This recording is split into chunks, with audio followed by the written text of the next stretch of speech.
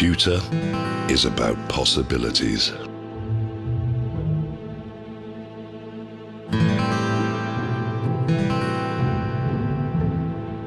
It is an idea made real.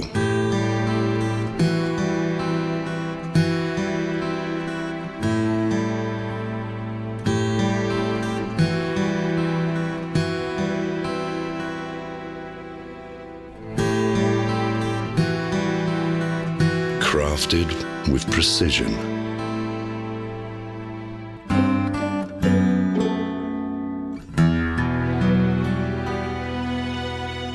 It can make tradition timeless. Computer evolves.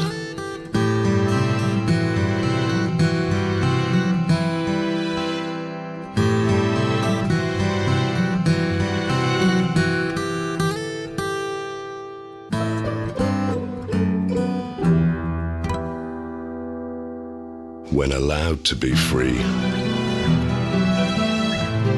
it can captivate you.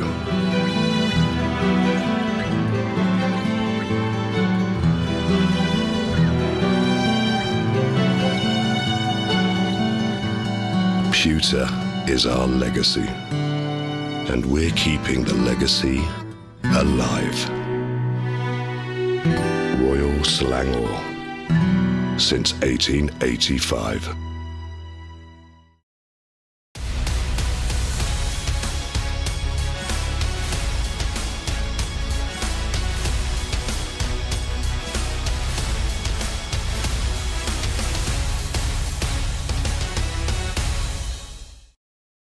And welcome, ladies and gentlemen, to the eRacing GP round number 2, brought to you here by myself, Victor Cax, and Ammo. We're going to be your commentators for today as we bring you guys to another round of GE15. Ammo, how are you doing today? Yeah, doing great here, Vic, and glad to be at a great circuit that we're going to review after this. Or rather, if people have been following the social media posts, they'll know where we're going to be at. But really can't wait for this one because after missing the first round, I think, yeah, I missed out quite a bit, wasn't it? Because that first round in all 4 classes was absolutely entertaining. It certainly was, and we're going to see the entertainment continue on in round number 2. So let's have an overview of what we have in store for you guys with GE15. Round number 1 happened 2 weeks ago. We took this race at Silverstone, and that was a really exciting one because it was one of the largest fields we've seen in our 15th running of the global edition. This time around, we're going to be going from the UK to the USA as we go into Sebring for round number 2. Hey, indeed, because it's such a great circuit. Sebring International Raceway, it's a legendary circuit around since the 1950s, and it is what could be considered the home of American endurance racing, but really, the track is so iconic. It has so many different variations of circuits then. So yeah, it's quite end-to-end, different mix of corners and straights, but I can't wait to see how our drivers will handle this one. Yeah, because they're going to be handling it with some interesting machinery this time around. So as you guys know from round number 1, this time we're going to be using a new set of cars, especially for the gold and silver class. Gold class will be running on the Le Mans Hypercar or LMDH, and silver class will be running on the Le Mans Prototype 2 or LMP2. Both these cars are provided by the Racing Rats as part of their mod pack, and it's been very interesting to see how the drivers are going to be able to handle this new machine. For the bronze class and copper class, they're running on the GT3 pack by BCRC and the GT4 Porsche Cayman respectively.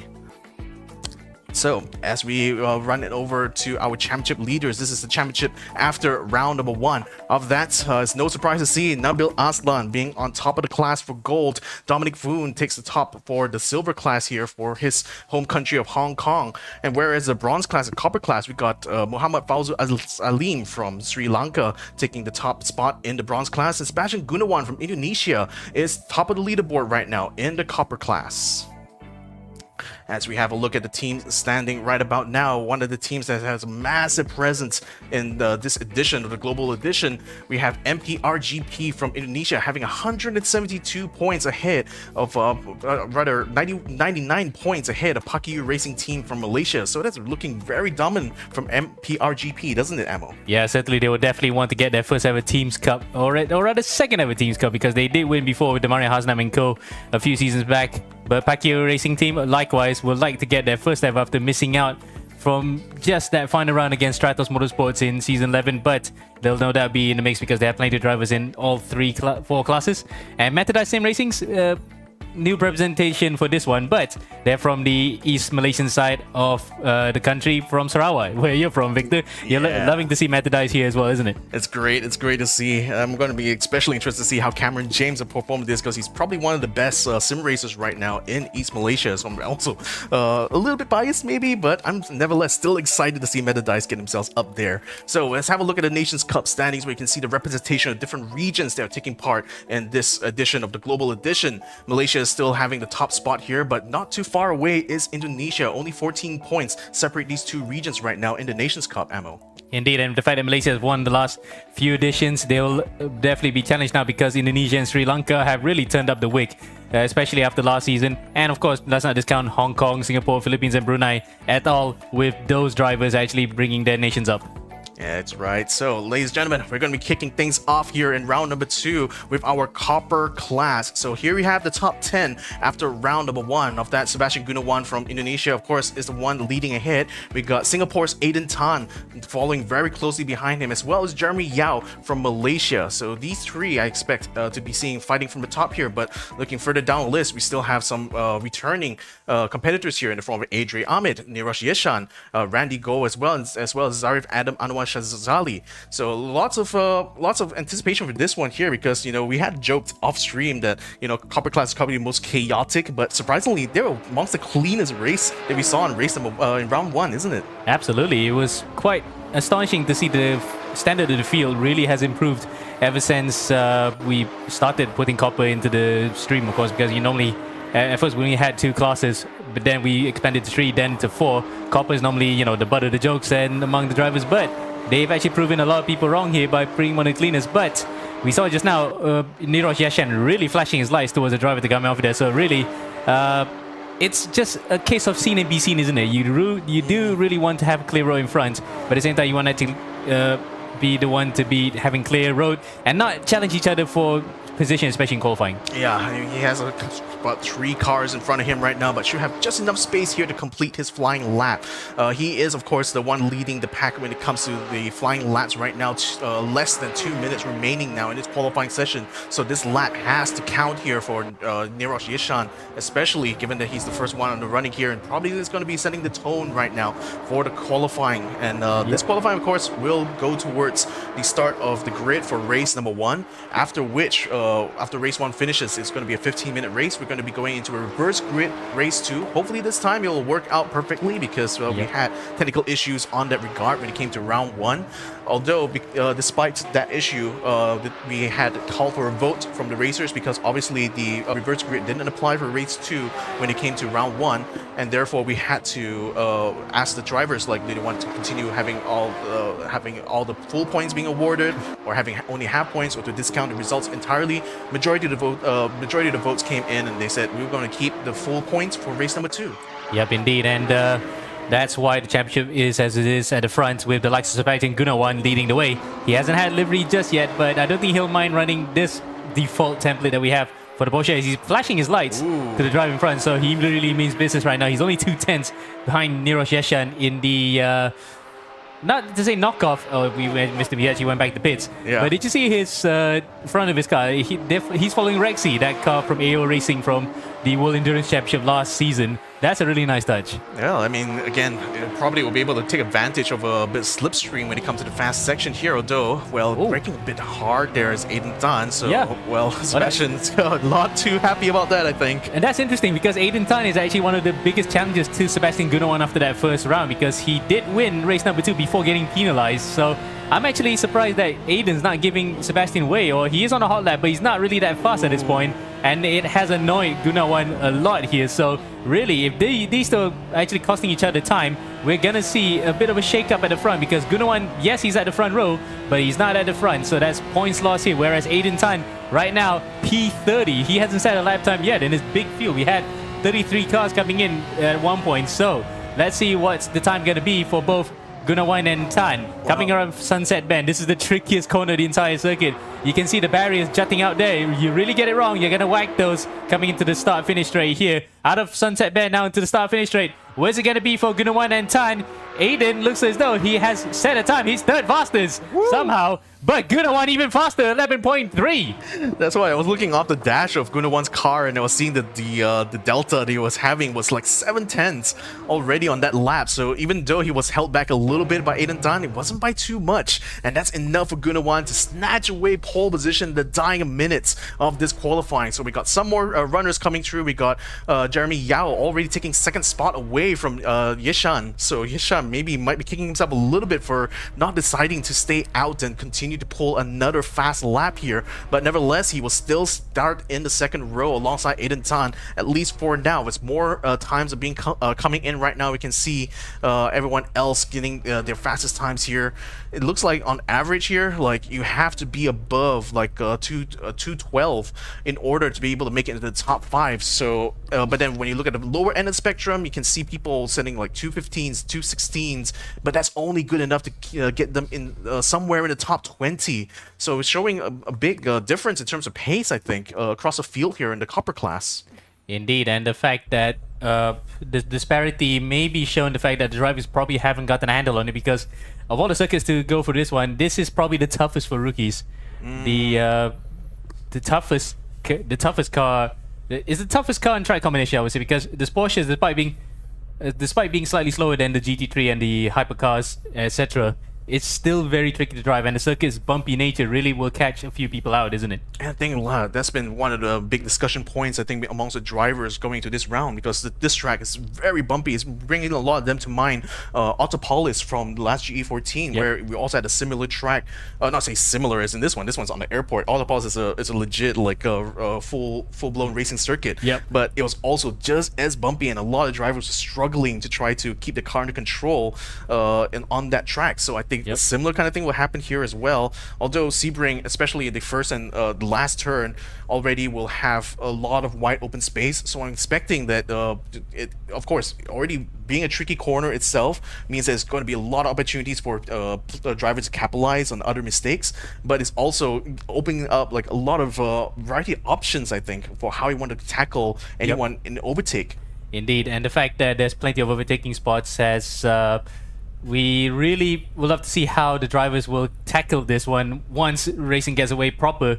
But honestly, this is probably one of the best circuits in terms of drivers field, because this is a truly driver circuit at this point. Really can't wait to see how we will go with 30 plus cars on the field here today, lining up on the grid, waiting for the lights to come out. We're in fact 45 seconds away here from the start of this race, and we hope to see that it will be a clean start there. Yes, we did wax lyrical about how Copper was the cleanest last time out. Let's see if they can hold their word this time around with the likes of drivers at the front and the back having different points of view. Case in point, Jeremy L. That's his run to the front of run at the front to the first corner. Yeah, I mean, must have snatched up the fastest lap towards the end of that session there, so kind of missed that out during the transition. But yeah, Jeremy Yao now sits in front of Gunawan here in the pole position spot.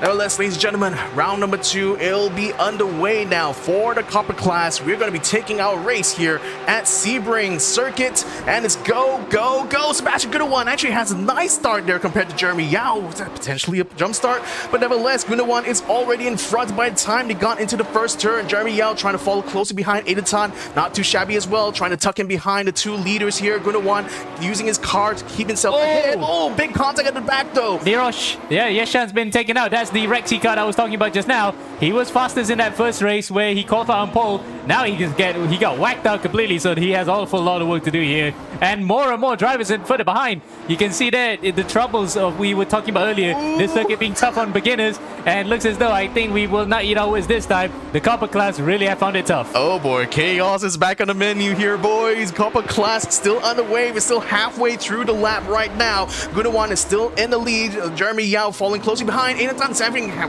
massive battle right now with Mulyono.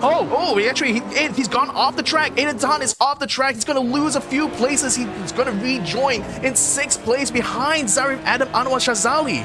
Wow, wait, what happened to him there? I think it might be Miliano who actually hit the back of him, but whatever it is, he's still in that top 10. That's crucial for him. He can actually recover that quickly, though he has to fend off the likes of Adrian Ahmed. Yes, we say the likes of, even though he's only a kid, but he knows his way around the circuit virtually and in real life. Can be quite one tough cookie to hold back. And still sporting that green car with the big yellow flames on the side. Classic look. And you can see Adre on your screens right now. Just I just love how to see the juxtaposition of like such a fast and incredible driver, but so tiny in his own little cockpit there. But nevertheless, you cannot underestimate Adre Ahmed. He's been a very strong competitor here. May not have enjoyed the same level of success as, for example, Nabil Aslan, but certainly this kid may be going places in the future.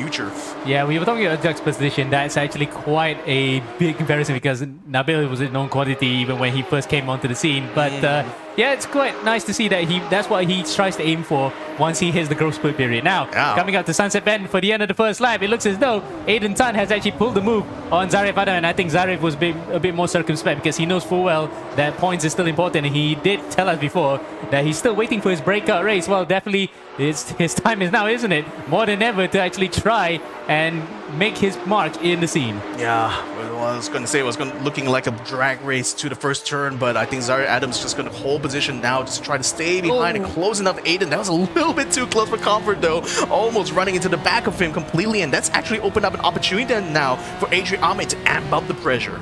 Yeah, let's see if he could do so, but looks as though no way through just yet, especially through the first wiggly bits. There's no way they could get through. Jean de Bien, first corner, that's no way you can actually come through. Oh no. No, that might have been light for a second, but luckily Adri just was phasing in and out of the reality for a second. Now we're actually seeing whether or not Zarif can actually pull the move on Aiden, coming around the outside into the big hairpin here. Can he make it through? Side by side they go. But it looks as though Aiden's even later on the brakes, and Adri tries to sneak one on the inside here too. Oh, he might just do that actually because Zarif is actually giving a bit of a gap there. Lost a bit of time in that attempt to try to overtake Aiden down around the outside, but that was a very risky proposition to do, especially on a corner that has hard braking like that. So Adrian Ahmed back in play now, keeping chase onto Zarif and Aiden Tan.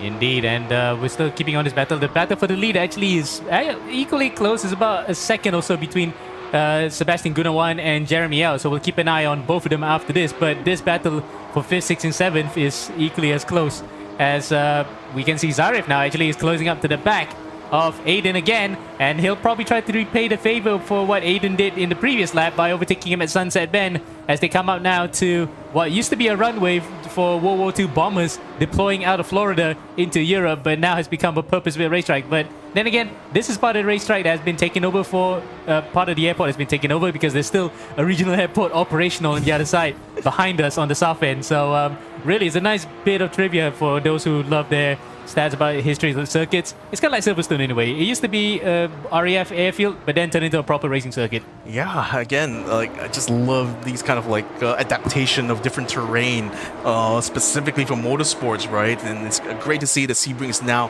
part of the calendar here for GE15. Well, as we were waxing lyrical just now about the track, Zarif Adam couldn't quite close the gap to Aiden Tan by the time it got to the last corner. So I think now he's going to be under pressure from Adrian Ahmed. Meantime, though, for the top 10, Zachary Lim, teammate to Zarif Adam is going to try to keep him to the 10th position. He's under pressure from 2 just behind him. Ooh, a tree-wide situation there. Zachary just barely hanging on for dear life right now as Shadani is now trying to overtake him around the outside. It seems to have already completed that. Randy Go is now going to be up next, and he already overtook Zachary. So now Zachary's just lost 2 places in one fell swoop. And unfortunately for him, this is actually for pole position in race number 2. So he was holding that at one point, but now he's going to have to fight his way back up into that top 10. So a bit of a bitter pill to swallow, but still, he's got about 9 minutes left to go here. That's Randy actually going on the inside, coming out to the hairpin into Farid Ali Shadani's inside. Can he get it stopped? No, just about, but he runs it very wide, and he forces Farizad to actually get on the throttle quickly to make him lose control, and that will bring Zachary back into play. I'm just impressed that it actually worked out there for Randy Go. I thought he lost it already by going so wide, but credit to him, he was able to bring it back and was actually still on the racing line, surprisingly, despite overshooting the corner. But Zachary, getting too close for comfort there. Almost takes out Fariza as he attempts to try to regain some positions here, but no dice. This time he still has to tuck in behind, and look at who's catching him behind. It's Gunawan, Ardian Shah, actually. Not sure if there's any relation between him and Sebastian Gunawan. I don't think so. Yeah, I don't think so, because it's kind of like Sato or Smith in most countries where that's a very common surname. But then again, it might be related, who knows. We'll probably get to the bottom of that later on. But Zachary Lim's problems are about to get worse here because, again, Gunawan is carrying up the man. In fact, it's gotten even worse because he locked up and just went off, coming back onto the back straight. So now he has dropped another position. So 3 positions in the space of 1 lap. But luckily for him, he's not going to fall too far back because look at where P14, 15 are. In fact, what happened there to George Chai? He's actually been knocked off. I was looking at the track map. I think his slowing down has actually caused a concertina going into that corner, and unfortunately George Chai was the one who suffered the most there, including who's there in 22 place, Ayman as well.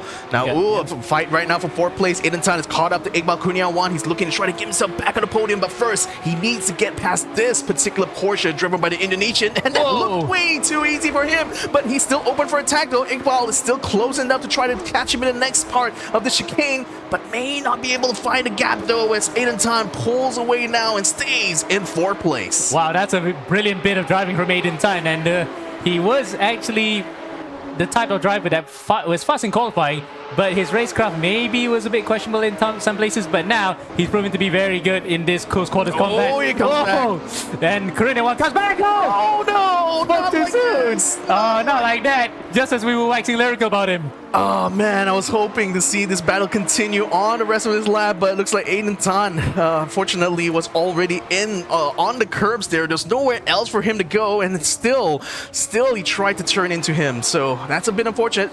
In the meantime, though, Zarif Adam continuing to give chase here, while Andre Setiawan just watches from the best possible view of this battle going on for 4th place. Aiden Tan, having already dispatched 1, is now facing another challenger right on his rear end. Yep, I know. Look at that. Zarif's actually got a good run onto Aiden here, coming out of turn 11 into 12. He's going side by side. This is where Jose Maria Lopez had his big off a couple of years ago. Look at that. Zarif bravely around the outside, back onto the P4. This, I think we can safely say, is his breakout race, unless we jinxed it.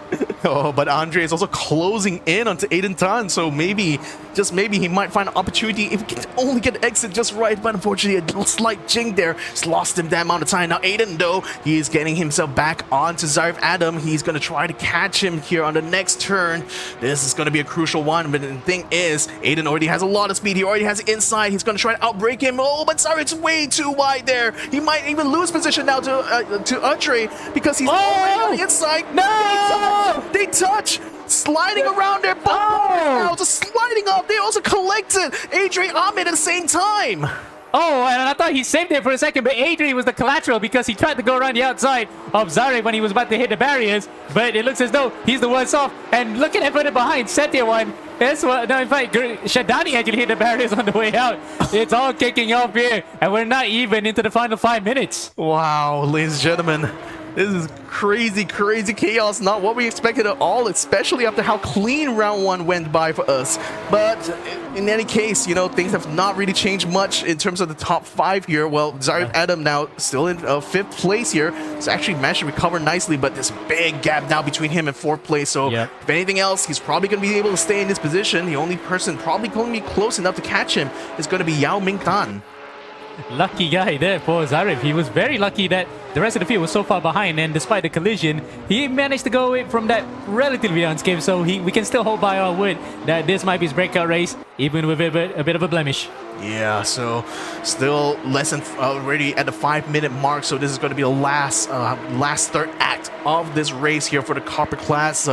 Sebastian Gunawan still in the lead of the race ahead of Jeremy Yao, who in spite of out-qualifying him in pole position, now Gunawan is back in the lead here. Adrian Ahmed now is still in 10th place, so this could still bode well for him in race number 2, but it seems like he has other plans in mind here because Ardian Shah seems to be in his sights. Yes, he will definitely like to get by Gunawan, and remember, Gunawan was fighting for the fringes of that top 10 earlier. Now he's right in the thick of it. And can we give a bit of a sit rep to a certain Zachary Lim that we were talking about earlier?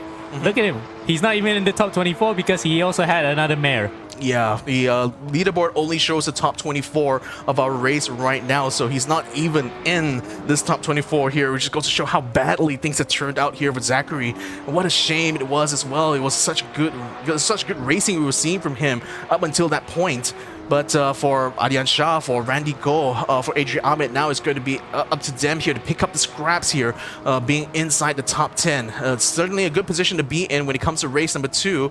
But again, you still earn way more points in race number 1 anyway. So getting positions here in race 1 still very, very important. Indeed. And let's give a shout out to some of the drivers who are not in this front fight. We're coming into the close stages of the first one. You can see Neeraj Yeshan in the... let's say just a tribute Rexy livery. He is well and truly far behind here, who was one of the fastest qualifiers, and he was up in front before he got taken out at turn number 1. So again, it's just a case of he tried to recover this, or he could consign this race into the bin, as we could say, because again, there are drop rounds in this championship, so at least he can put this in the drop round. Oh, in fact, it might get better because Magad Ayman, just as we were focusing on drivers further behind, something happens, and Magad Ayman, who's also in the top 10 at one point, sporting the speed racer livery, might we add, because that's Mach 5 there. Yeah. But unfortunately, Magad Ayman is not going at Mach 5, he's going at Mach 0. Whoa, big one! Oh. Who's that? That might be Badia Nick. I think Badia Nick was probably no. In fact, Badia Nick is way up for the front. Yeah, it's Rifki. Yeah, Rifki. Oh boy! Sorry, and they crashed into the gantry. Would you believe it? Two drivers whacked it there. Yeah, and the car is still stuck there, so that's going to be a bit of an obstacle for everyone else coming through. I think he's already moved out of the way there, thankfully, so no obstructions there at that gantry, but that could be a close one there. But 2 minutes still remaining. This guy has been leading through and through from the start, actually. Sebastian Gunawan now 1.2 seconds ahead of Jeremy Yao and looking to try to bring this home to a victory in race 1. In the meantime, battle for 10th place here. Fariza Ali Shadani now sensing an opportunity. He's already got Adrian Ami right in front of him, looking to try to cut him or undercut him in the next few corners. Yeah, man, further in front, we can see also Gunawan go. And who's that? Actually, Iqbal Korean also fighting for position up there. So they're close. In fact, there's a driver going off there. Luckily, not being taken is Abid Asri in the inertia car. Luckily, he goes out of harm's way and gives everybody enough space. But Adrian Ahmed, he's hanging on for dear life here. This is pole position for race number 2, might we add. Further in front. Look at that. Gunawan's on the inside. Can he take it? No, he can't. That's very close. We're on board right now with Shadani around the outside coming to Sunset Bend. Can he actually cut across onto the inside? No, he can't. He actually just didn't get enough momentum. But further in front, look at that. Gunawan, side by side, they go across the line. Yeah, let's go ahead and have a look at them. Wow, this is going to be a tight one here. You got a car also in between the two of them. Might be separating them a little bit. Now they come together, almost collecting that car in between them. But now they're spaced out a little bit. Aryan Shah now ahead here of Randy Go. But can he stay there for long? Randy Go, just bumping right behind him, reminding Aryan Shah that he is still on the chase here for the 8th place. Aryan Shah is going to have to dispatch some of this traffic here in order to try to get away from Randy. Randy now didn't help it a little bit. Actually got a bit of contact there with Yao Ming Tan. Didn't quite spin him out though. He's still in this race. Yeah, luckily though, and we saw Yao Ming Tan was actually challenging in the top 5 for one moment, but now he's actually fallen into the fringes of the top 10, probably due to a mistake somewhere. As we're now on the final lap, we're waiting for Sebastian Gunawan to come through into the final sector very soon, but there's still plenty of Vettels up and through the field. So many ones to look at. We don't know where to focus on right now, but I think because for the immediacy closest to the top 5, and indeed for the top 5 for the start of race number 2, we're looking at this one. Yeah, so this is, again, the top 5, I think, pretty secure here. Randy Go now trying to take opportunity of that concertina just now to try to get all over Yao Ming Tan and try to snatch away 8th position, but no avail at the moment. Now he finds another way through, just breaks it, but outbreaks himself, gets himself on the grass, loses that position, and now Adre just might be able to catch him already, so that's going to be an upgrade to 9th place potentially. Flashing lights here from Shadani. The curbs just rolling over it here, but still, that's going to be Adrian Ahmed overtaking Randy Go. He's up now. It's 9th place. Randy tries to fight back in the final sector here, but that was a brave move. What a move from Adri. He actually hung around the outside. He could have been taken out if Randy took the curve wrongly. Now Randy has to fight off Faris Ali Sadani for the final positions in this top 10. As we look at the winner, it's Sebastian Gunawan. A fantastic victory. He's going to increase his championship lead. But coming through the final corner, this is for pole position in race number 2. Would this be Randy Go, Faris Ali Sadani, or Adrian coming through to P10, coming through Sunset Bend? Who's going to hold it? It's going to be side by side across the line. Who's going to take it? It's going to be about the finish at Sebring across the line. Randy takes it and he'll be on pole for race number 2. Faisal Ali Shadani had to just back off there. He knew he lost it, but fair play to everybody. Great racing. But up in the front, it is your winner, Sebastian Gunawan, with Jeremy Yao and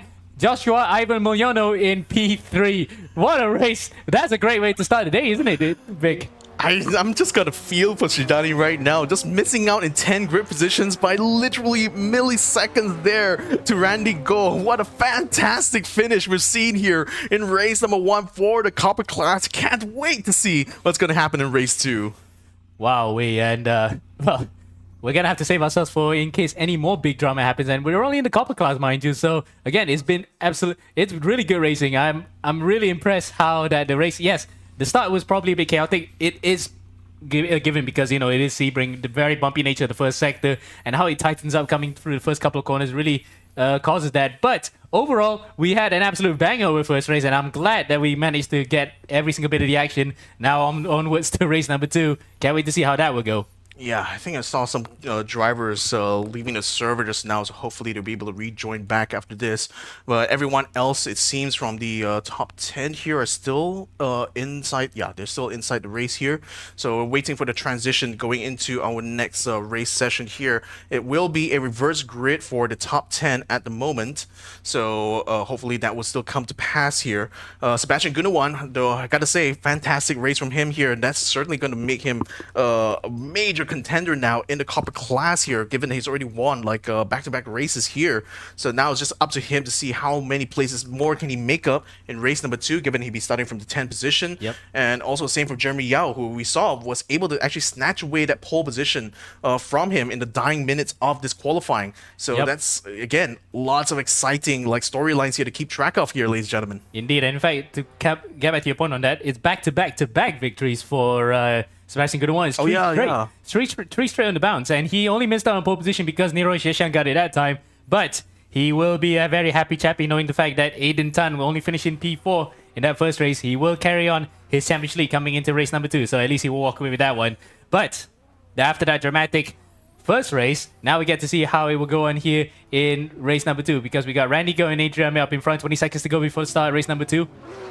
Yeah. There's the view from P4, and we can contrast that to somebody like Abid Asri, who's right at the back. It really, the whole of the start-finish straight and the rest of the competitors to get by, as we are going to get ready here for race number 2. Lights on the gantry, come on. When they go out, we will go racing here for the final time for Copper. Race 2, round 2 at Sebring. We're on the way, and it looks as though it is a good start there for Randy Go and Adrian. They're going to go side by side here. The beneficiary of them finishing in that top 10 means they're up in front. They can dictate the pace here. Adrian hangs around the outside, but look at Yao Ming Tan diving inside Randy Go, and he may have caused that one, actually. Look at that, the methodized driver. He's going to cut across. Oh, it's all kicking off here. Pinball effect, side by side. Oh, that's a big one. Everybody involved. Well, you talk about traffic jams in most major cities. This is a parking lot.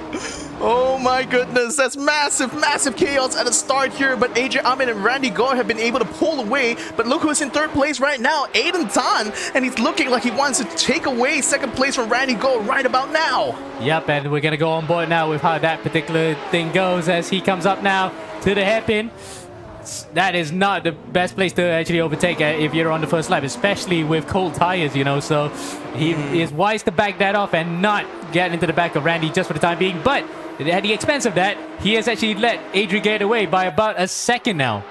Yeah, wow. I mean, Adrian Ahmed, like, just by virtue of being the one in the lead there, was able to avoid all that chaos at the start of the race. So now he's looking very secure in his position here, but he still has 13 minutes of running here in order to stay in that position. But right now, Randy Goal, his nearest challenger, has other problems just behind him as Aiden Don is just all over him, keeping that pressure going throughout this lap. He's already got a nice exit out here onto this bender, and I think he might just be able to take him before the corner, and he does. That's brave again. He, I think, took a bit of a leaf from how Adri did that time around in race number 1 to just hang around the outside and get it. But look who's in P4. Zarif Adam actually had a tremendous start as well. He's up to P4 here, right in front of Sebastian Gunawan, first race winner. So Gunawan's also not hanging about. He wants to have a piece of the pie. Yeah, Gunawan now already made his way up to P5, now looking to try to take over from Shazli here. And, well, he's not getting the benefit of a toe from Randy Go, but he just might be able to outbreak him a bit. But he's nevertheless going to be able to force Zari to go a little bit wide there. That's going to be a racing line for him. Done and dusted. He keeps it on at the Sunset Bend. Jeremy Yao still alongside him, but no avail right now. Randy Go is still going to be able to stay in 4th place there. Shazli now still stuck in behind. He couldn't do much there, being forced out completely wide in that situation. Oh, but contact between Randy Go and Gunawan as well. Two big runners now, just completely losing position of contact in the first corner. Yeah, we can't even pick out Gunawan right now because he was still spinning. Now he's back in. He's B8. In fact, Ariansa Risky Gunawan, the other Gunawan, has actually retired from the race. So unfortunately for him, that will not be seeing any more of that. But Gunawan, though, lucky to get away with that one. He's now battling with his fellow Indonesians in the other Porsches. That's Kasache Racing's Muhammad Bintang and Andre Setiawan. So, wow, so many Setiawans and Gunawans here. So many faces at the back. Another driver has gone out. Elfico Aska, unfortunately, has retired from the race. As we're still picking up more and more battles here. Oh, look at that. That's a move on a half there from Setiawan. That's up in front. Aiden Tan has overtaken the lead from Adriamit. Yeah, well, we're just so focused on the chaos happening behind here. Aiden Tan has somehow pulled the coup here on Adrian Ahmed now, just ahead of him here. Jeremy Yao as well, just catching up to Adrian as well. So this did not work out here. Adrian Ahmed had a 1-second lead leading up to this. Did the mistake actually cost him the lead and potentially a win here in race number 2? Wow, that'll be quite a bitter pill to swallow, isn't it? He has actually, I think by my reckoning, only won once in ERGP Global Edition in the Copper class, so he will love to actually get one here among some really tough competitors in Copper. Amazing to say that, because normally we would say that a lot of these are rookies, but some of these guys have been in the class for a few seasons, so like Adri, he will love to move up to bronze in the next season, but how he'll love to be coming out of here as champion. But at this point right now, he's got the bit between his teeth at this point, just getting to the back of Aiden Tan. Battle is on for him. Yeah, Jeremy Yao's looking a little bit slow on the back straight here, and that's actually put Shazli in a good position now to try to catch him. Just need to try to get a good line to the Sunset Bend. Ooh, he's gaining and gaining on Jeremy Yao. This is looking like he's in threat of losing his podium position now, but Zarif Adam needs to get a good run out of the main straight here, past the line here. Aiden Tan in the lead of the race now at the 5-minute mark of race number 2, taking it from Adrian Ahmed just off camera. The Zarif Adam now trying to chase Jeremy Yao for a possible podium. He's already gaining on him on the first turn. This is looking very good for the driver in the black and purple Porsche. Yeah, the Papega Racing driver. That's, you can see the team name on the side. He's edging ever closer to the back of Jeremy Yao, but just can't get through any at this point here. But oh no, he's lost the flow now, and he's gonna have to continue to get it up to the back of him. Yeah, just edged it a little bit too hard, I think, there. But Gunawan has got himself back up into 5th place here. Even though he had that contact with Randy Go, he seems to have a much better run. Oh, but taking the dive now into Aiden Tan. This is for the lead of race number 2. And he's looking really good side by side. Together with him, through the chicanes, it will still be a battle all the way to the next turn. A bit of ping issue there for Adrian Ahmed, but he's still on the chase there. Aiden Tan somehow regained his position there as Adrian Ahmed had to back off. Yeah, that was a really nice camera angle, wasn't it? We get to see the side-by-side action that time, but it looks as though I think Adri's suffering a little bit of packet loss. Hopefully it's not because of the CrowdStrike thing or whatever. Oh man. Well, that's the relevant news for the day, isn't it? At the moment, though, Aiden Tan still continues to stay in the lead of the race. I think we had a driver rejoin the race here, so apologies for the error in the leaderboard graphic. That should be rectified once the driver has already gotten through into the start line. But Adrian Ahmed now backed off. Was at one point side by side with Aiden Tan. Looks like he's gonna have to use another lap here to try to get that gain that advantage here, because right now he's got to have to cover off Jeremy Yao. Seemed to have gained on him a little bit going onto the back straight. Yeah, but the exit was quite poor. In fact, the second part of that exit really showed why if Jeremy wanted to overtake, he needed to get up to the back of Adri, but he just couldn't. He just loses a bit of momentum. Now the bit is between, again, the teeth of Adrian Ahmed. He could try to do it, but he loses it. A bit of momentum coming out of Sunset Bend. And again, Aiden manages to just increase the gap, and so does Adrian, likewise, increasing the gap to Jeremy Yao. But Jeremy is probably going to be under huge pressure here, coming to turn number 1, Vic. Yeah, sorry, madam. He tried one time, didn't work. Now he's going to try again. He's going to take the dive on the inside. Jeremy now in trouble. Sorry, Adam still gave him a little bit of a gap around the outside, so Jeremy still is able to stay on the tarmac, but he will not have the racing line this time around. And sorry, Adam now tries to cut through. Jeremy still carries a lot of speed. Ooh, sliding on, riding the curb there. Still desperate to try to hold on to his third place position from Zarif Adam, and somehow stays on it in spite of the fact that the attack happened multiple corners earlier. Yep, indeed. And again, he was axle grinding it like a skateboarder, but mercifully, he did not whack into the side of Zarif and just push it out of the way. Though he would love to get a podium here, because Zarif, his best ever finish was in the top 5. Now that he is actually just so tantalizingly close to that top 3, will he love to pull one on Jeremy out? But Jeremy has proven to be quite a tough cookie to crack, but clean racer either way. Yeah, I think Satya Wan is also looking to try to get himself closer and closer to Randy Go. In fact, I think they are side by side right now. Randy Go has actually lost out the racing line to Satya Wan, who tucks in just in front of him and now is up into 6th place. Well done there to Andre Satya Wan, but it's still, it's actually still a 3-way, because we got Bard and Nick lurking in the background there, sensing a wounded Randy Go. Randy, though, closing that gap. He's looking like he almost wanted to go for that dive, but just backed up at the last minute. Yeah, he just wouldn't go, wouldn't it? He just tried to hang on to the back of that one for the time being. But Bardia, it is Bardia, isn't it? Yeah, Bardia is now holding on to P8 here. He's got the best seat in the house. He gets to wait until somebody makes a move here and just get the position away as Satya Wan. Oh no! He nearly went around. Yeah, that's not what you want to do. I mean, riding the curbs like that, especially on a track this bumpy, not the best thing to do, especially when it's a sausage curb right over there. Man, Bardia just tempting fate right now. Flashes in front there, but Randy Go is still pulling away from the from Bardia Nick here to keep the pressure up onto Andre in front of him. So still a battle going on here for 7th place. Still a 3-way right now. We're approaching the 5-minute mark here. We're closing out this race number 2 here. Aiden Tan still in the lead now, having the same gap to Adrian Ahmed at the start of the race here. 1.3 seconds now in front of Adrian. Yeah, I think he might have gone off the boil a bit, because he was at one point about half a second behind. Going a bit wide there, that's not going to help his cause either. Yeah, 1.5 seconds. Yeah, Bard Nick, though, I think it's closing out to Randy Go here. I think Randy, too wide. That's not going to do well here for Randy. He loses one position, might lose another here as Rira Wan. It's actually closing up behind him. Oh, it's gone completely off. The downward spiral here from Randy Go, losing 2 positions in just 2 corners.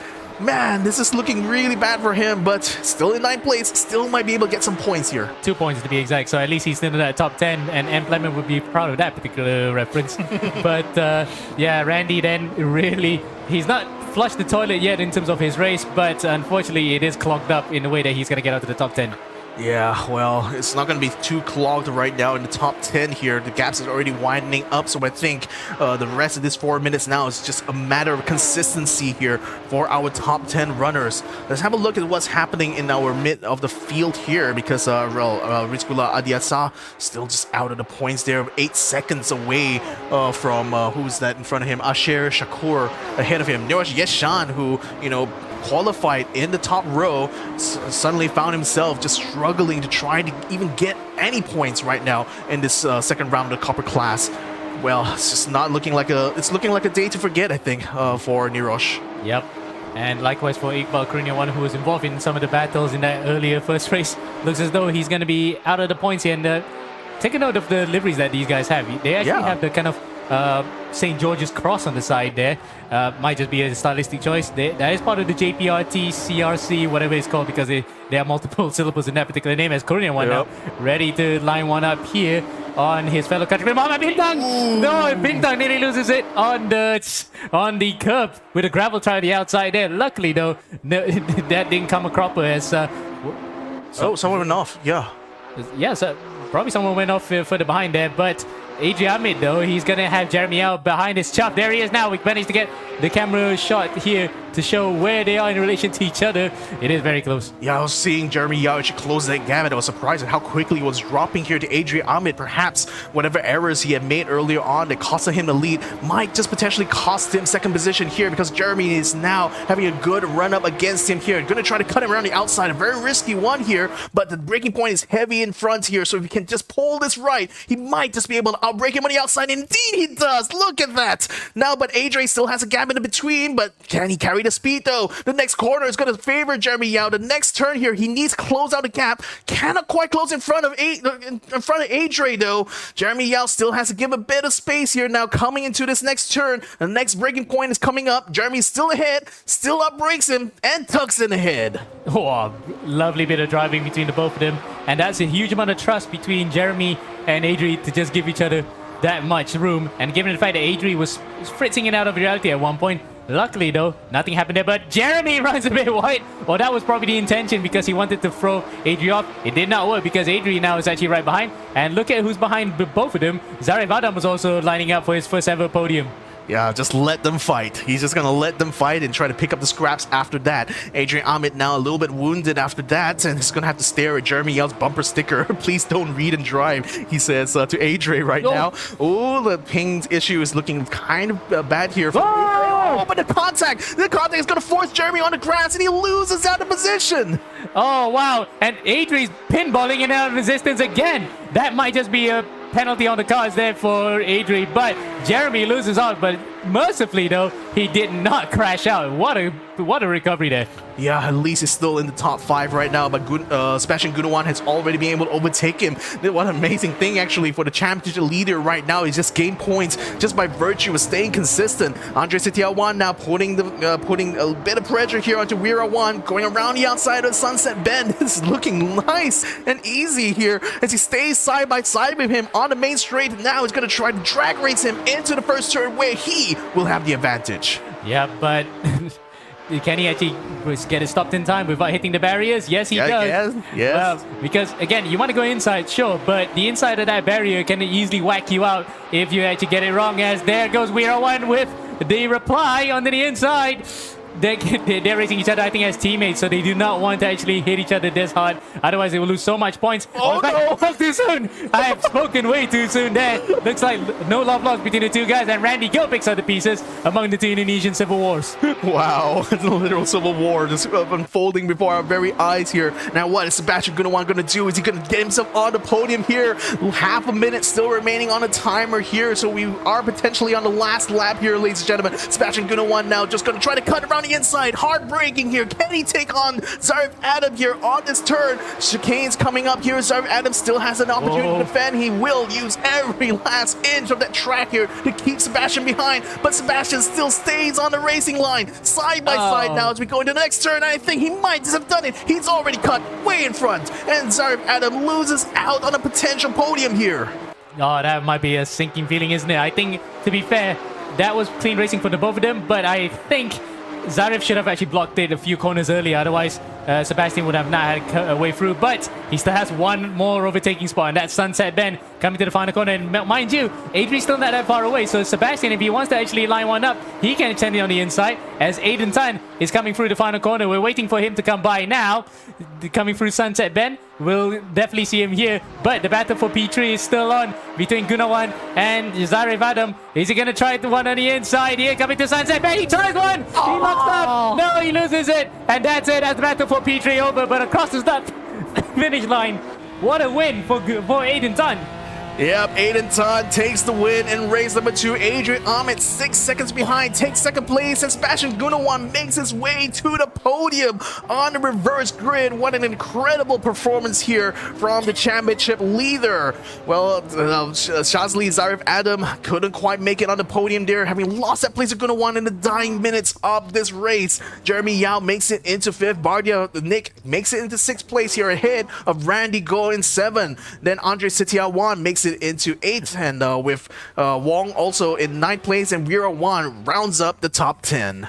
Wow, we were almost out of breath there.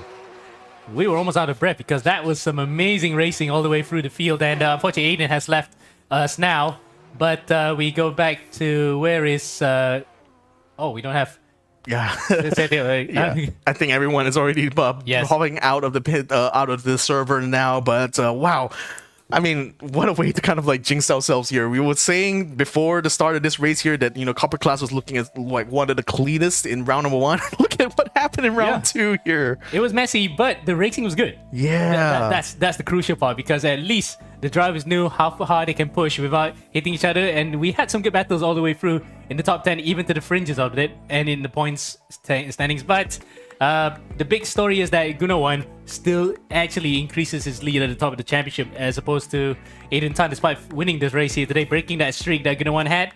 Still not enough to overhaul him. So Gunawan is still the man to watch out for the next couple of rounds. I mean, the guy started from 10th place, made it up to 5th, lost some positions due to contact, and then still was able to get back up, not only to 5th, but also all the way up to the podium. I mean, this guy is looking like he's going to be the driver to beat right now in this Copper Class. So, ladies and gentlemen, we've just ended our Copper Class racing here, but we're not done for the day. GE15 will still continue after we take a little break, and where we're going to have an interview with our winner for the Copper Class. My name is Victor Cax. Joining me here is Ammo. We'll be right back after these messages.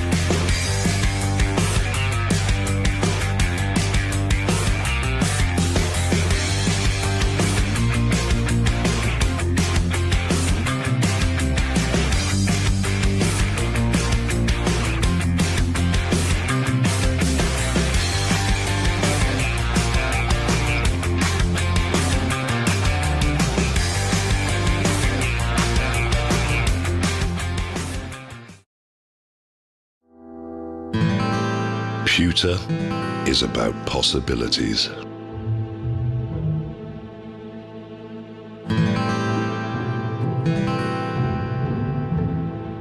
It is an idea made real.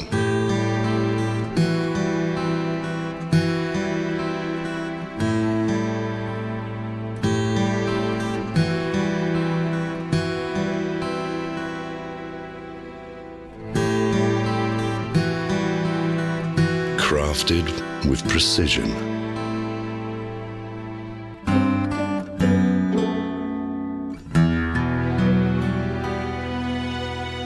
It can make tradition timeless. Pewter evolves.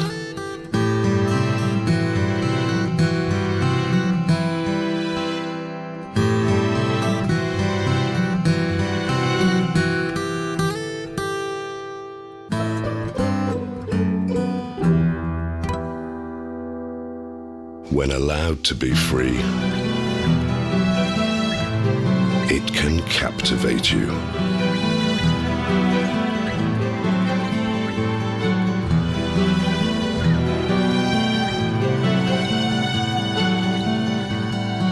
computer is our legacy, and we're keeping the legacy alive. Royal Selangor, since 1885.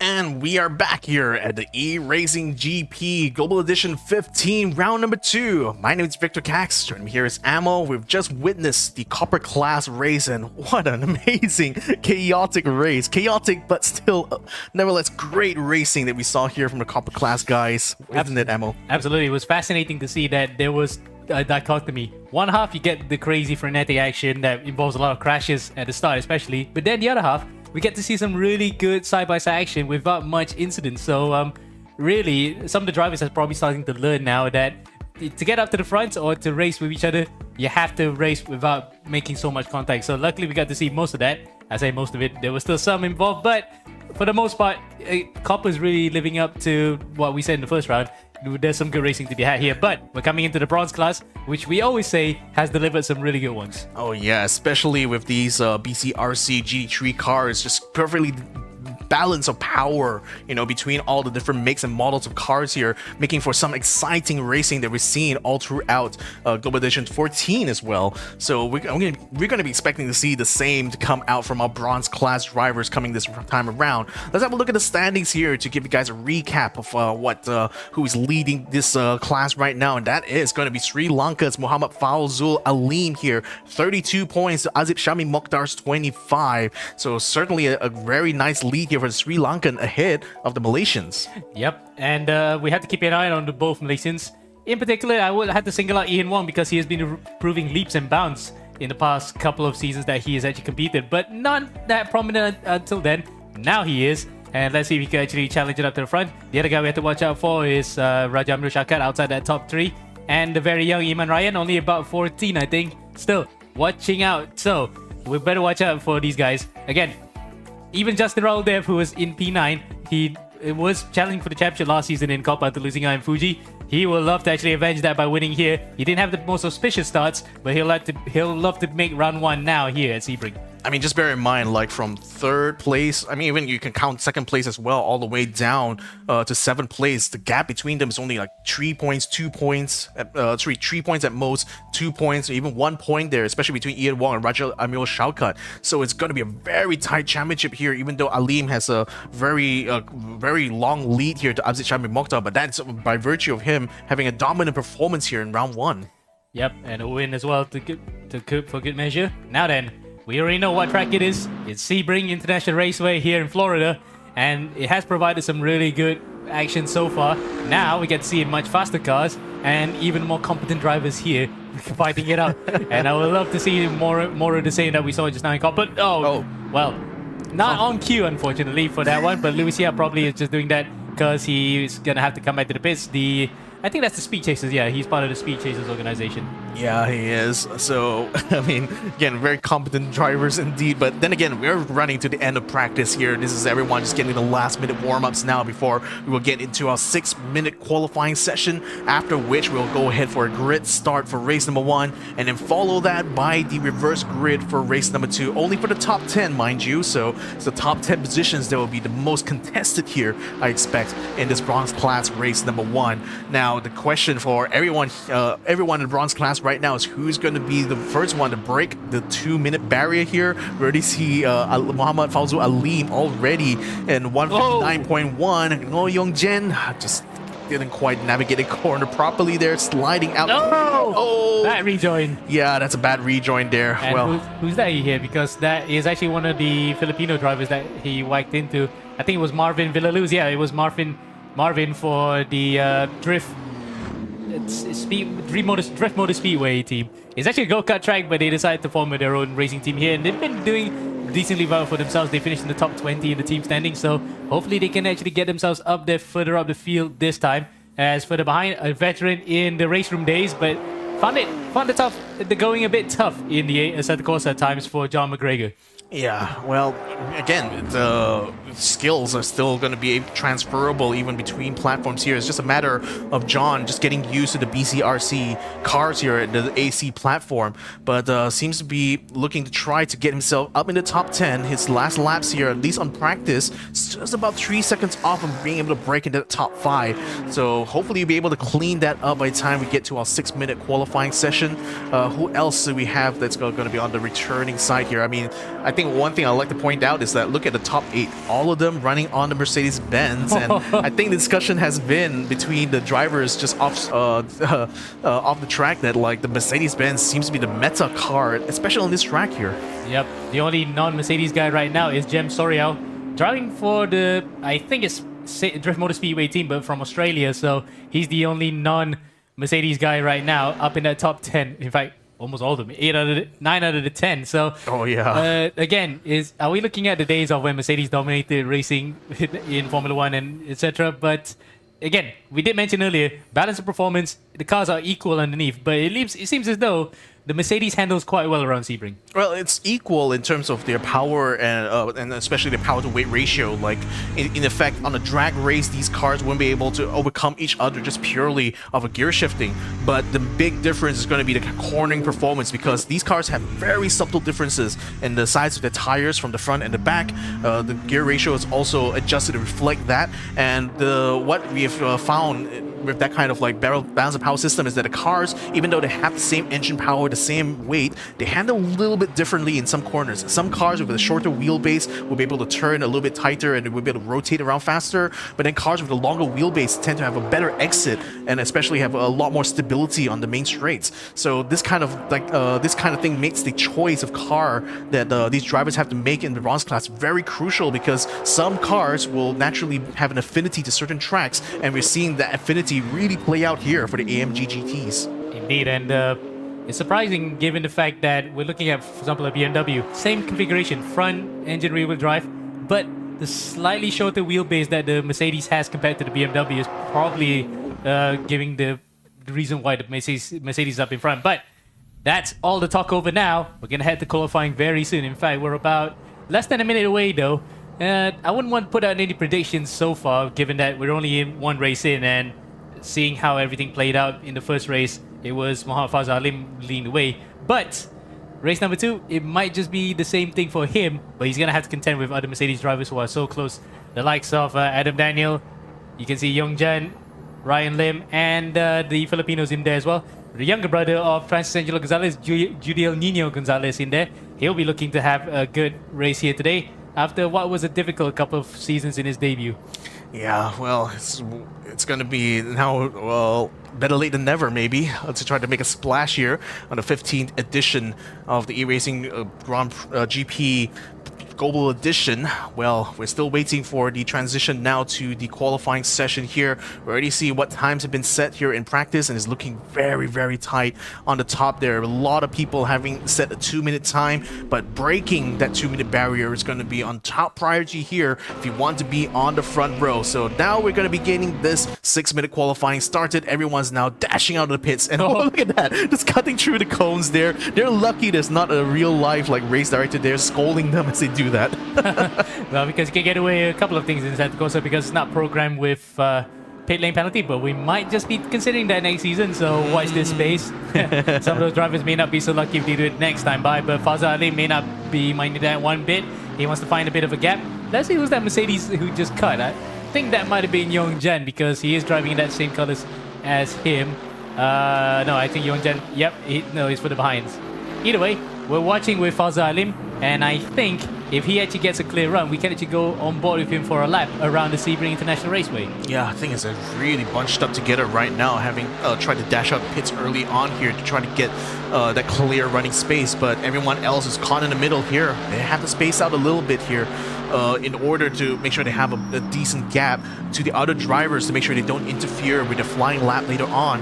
Now, you're going to be seeing a lot more of this slowing down, I think, towards the final turn. It's just so that just so that they will have the ample run up in front of them to the next car, so that they can just safely take their flying lap without having to worry about traffic in between. At the moment though, everyone is now out on track. I only see only one car maybe that's still in the pits right now, not running, or perhaps it could be an admin. But no, actually that's Malik Fakrul, in fact. Malik, is it? Yeah, Malik Fakrul has not come in the pits. He's still staying there. And we can't pick up on camera right now, but whatever it is, he's not going to be going on to the qualifying session just yet. We're on board with Muhammad Fazal Alim coming up to Sunset Bend, and we might just be able to go for a lap around the entire circuit here, Vic. Yeah, let's go ahead and have a look. So now coming around the Sunset Bend, a very tricky one because there's very few reference points you can make for your racing line here, but you need to keep it nice and tidy through the underpass here to make sure you get a good exit. But Mikhail Iqbal is actually in the way, but Fawzul Alim is able to slip by him by the wall side, so he still has a lot of speed carrying into that first turn. The first turn as well, breaking point right on the pit exit there. Turn in, you can see how wide this whole space is here, so lots of overtaking opportunities here. You can just play your cards right. Now coming up to the first hard braking corner, this is going to be a nice little chicane. We've seen plenty of side-by-side battles going in through here in order to try to make it through all the way up until the big bend is coming up soon. Fawzul Alim still looking pretty nice right now in his lap. Plenty of clear space in front. Now it's going to be going up towards the hairpin. That's going to be a nice hard braking turn as well. You want to stay right on the new tarmac there to maximize your braking potential and slow all the way down to second gear and pull out and try to make a nice straight exit through here. And Fawzul Alim seems to have done it in spades here. Ammo. Yep. Crew 8 and 9, named after Juan Manuel Fangio. Even though he was a sports car exponent at the time, he's mostly known for Formula 1, but remember, he was part of that Mercedes Le Mans team in 1955. You know what happened there. Oh, well. Yeah, I had to pull out. Anyway, through turn 10, 11, 12, and now 13. This is important because look at that concrete area. If you get the braking wrong, it will send you into the gravel trap. But luckily, the Fawzul Alim manages to grab the inside of the curb and just hang on to that. Through the short chute, now we're actually part of the old runway up to turn 13 and 14. Really nice bit of action here. You can see the changes on the surface. Tarmac, concrete, tarmac, and then back onto concrete at one point before back onto the start in the back straight. This is on the tarmac section, which also used to be part of the runway that was serving the American Air Force before it was turned into the Sebring International Raceway on New Year's Eve 1950. Up to Sunset Bend for the first time here, past the Ullman Straight.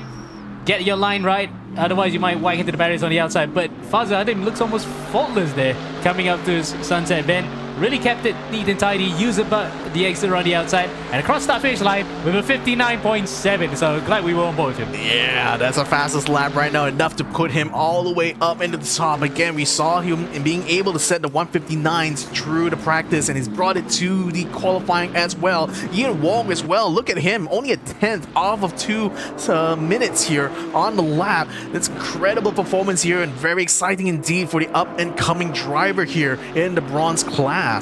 Indeed, and another driver that we're excited for is Mohamed Shakir, who's actually come out of nowhere as well. He and Ian Wong are those drivers that really literally glowed up out of nowhere and start really putting the pressure on the established order, shall we say, in this field and just going along swimmingly. So for Ian Wong, he's about 4 tenths behind, but I think he might have to abandon his lap because look at this. He's not been able to just pull away from Shakir, and Shakir likewise just flashes his lights to get by. Now, who else can we follow here, Vic?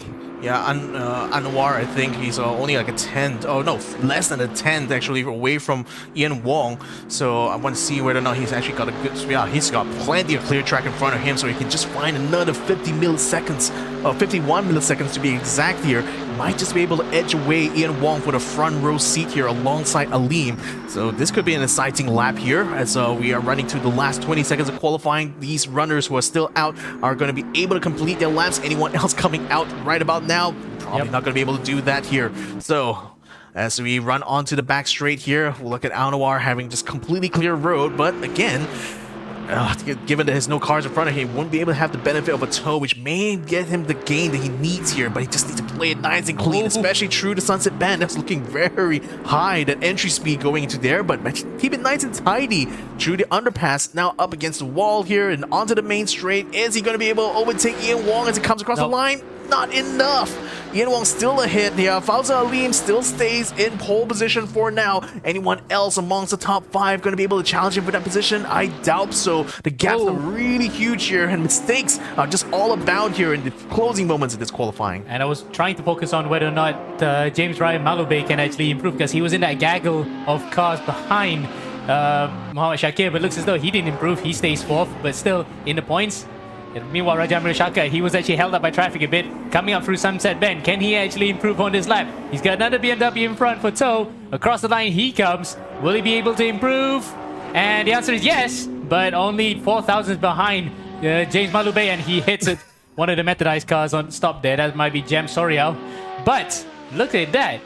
The only driver in the 59s is Muhammad Fawza Alim with a stonking lap. He happened to do it in his very first run while we were on board with him, and manages to just stay there throughout the entire session as more and more drivers come through. That's Ashraf Zainal coming through, and I don't think that's Ashraf Zainal, because I remember hearing word that he was probably not in this one, but whatever it is, he managed to cross the line in 6th. Iman Ryan, the other driver we touted for, can only line up in P7.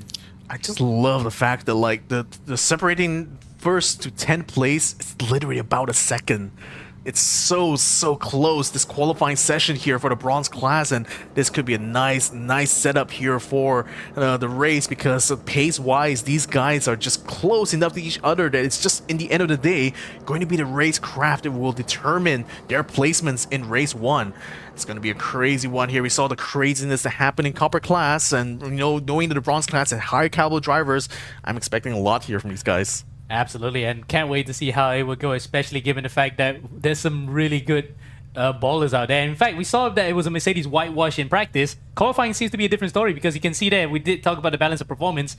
A BMW in 2nd, Ford's in 6th and 7th, and the best of the Ferraris currently being held by Rifki Afiat in P13. So it's relatively even Stevens in terms of how the spread is, but you gotta admit, it is a Mercedes strike, isn't it? There's so many Mercedes up there in that top 10 right now. Indeed, they are. I mean, it was no longer that dominant, like all the top 8 being Mercedes this time around. We got BMWs being in the mix. We got, oh, that's interesting. Ian Wong has actually been upgraded to. Oh, no, okay, no, sorry. Yeah. It's a just a slight fake out from the graphics there. It's still Alim that's going to be in the lead here in the pole position spot. We got, I was getting the different makes being in the mix in front of the top 10 here. So we got 2 BMWs, 2 Mustangs as well to join in with the quote-unquote meta AMG GT3 cars. And we're going to highlight some of the drivers that are not close to that particular one. In particular, Aziz Shami Mokhtar, closest challenges to Faisal Alim. Only in P10, but luckily he is in that P10. He has half a chance to actually get by. And then we can see the other side of the coin, drivers further behind, the likes of Marvin Villaluz all the way to the back. Look at that, the run at the turn 1 and 29 other cars in front.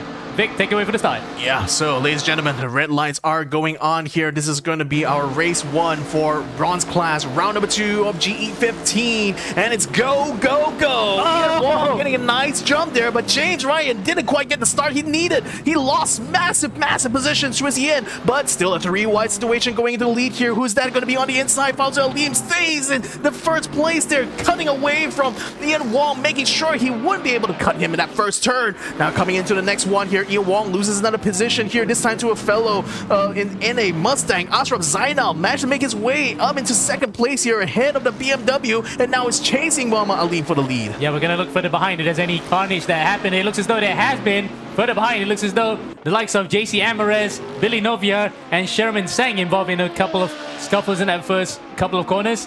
And Marvin Villaluz, who was at the right back, he's actually spun off into the grass. But meanwhile, back up in front, this is Ashraf Zainal, but I think it's not him, because I think I've heard word that he may have been swapped for another driver, but using his ID on this one, we'll come further to the bottom of that. But we'll just call him Ashraf Zainal for now. Up to P2. What a start!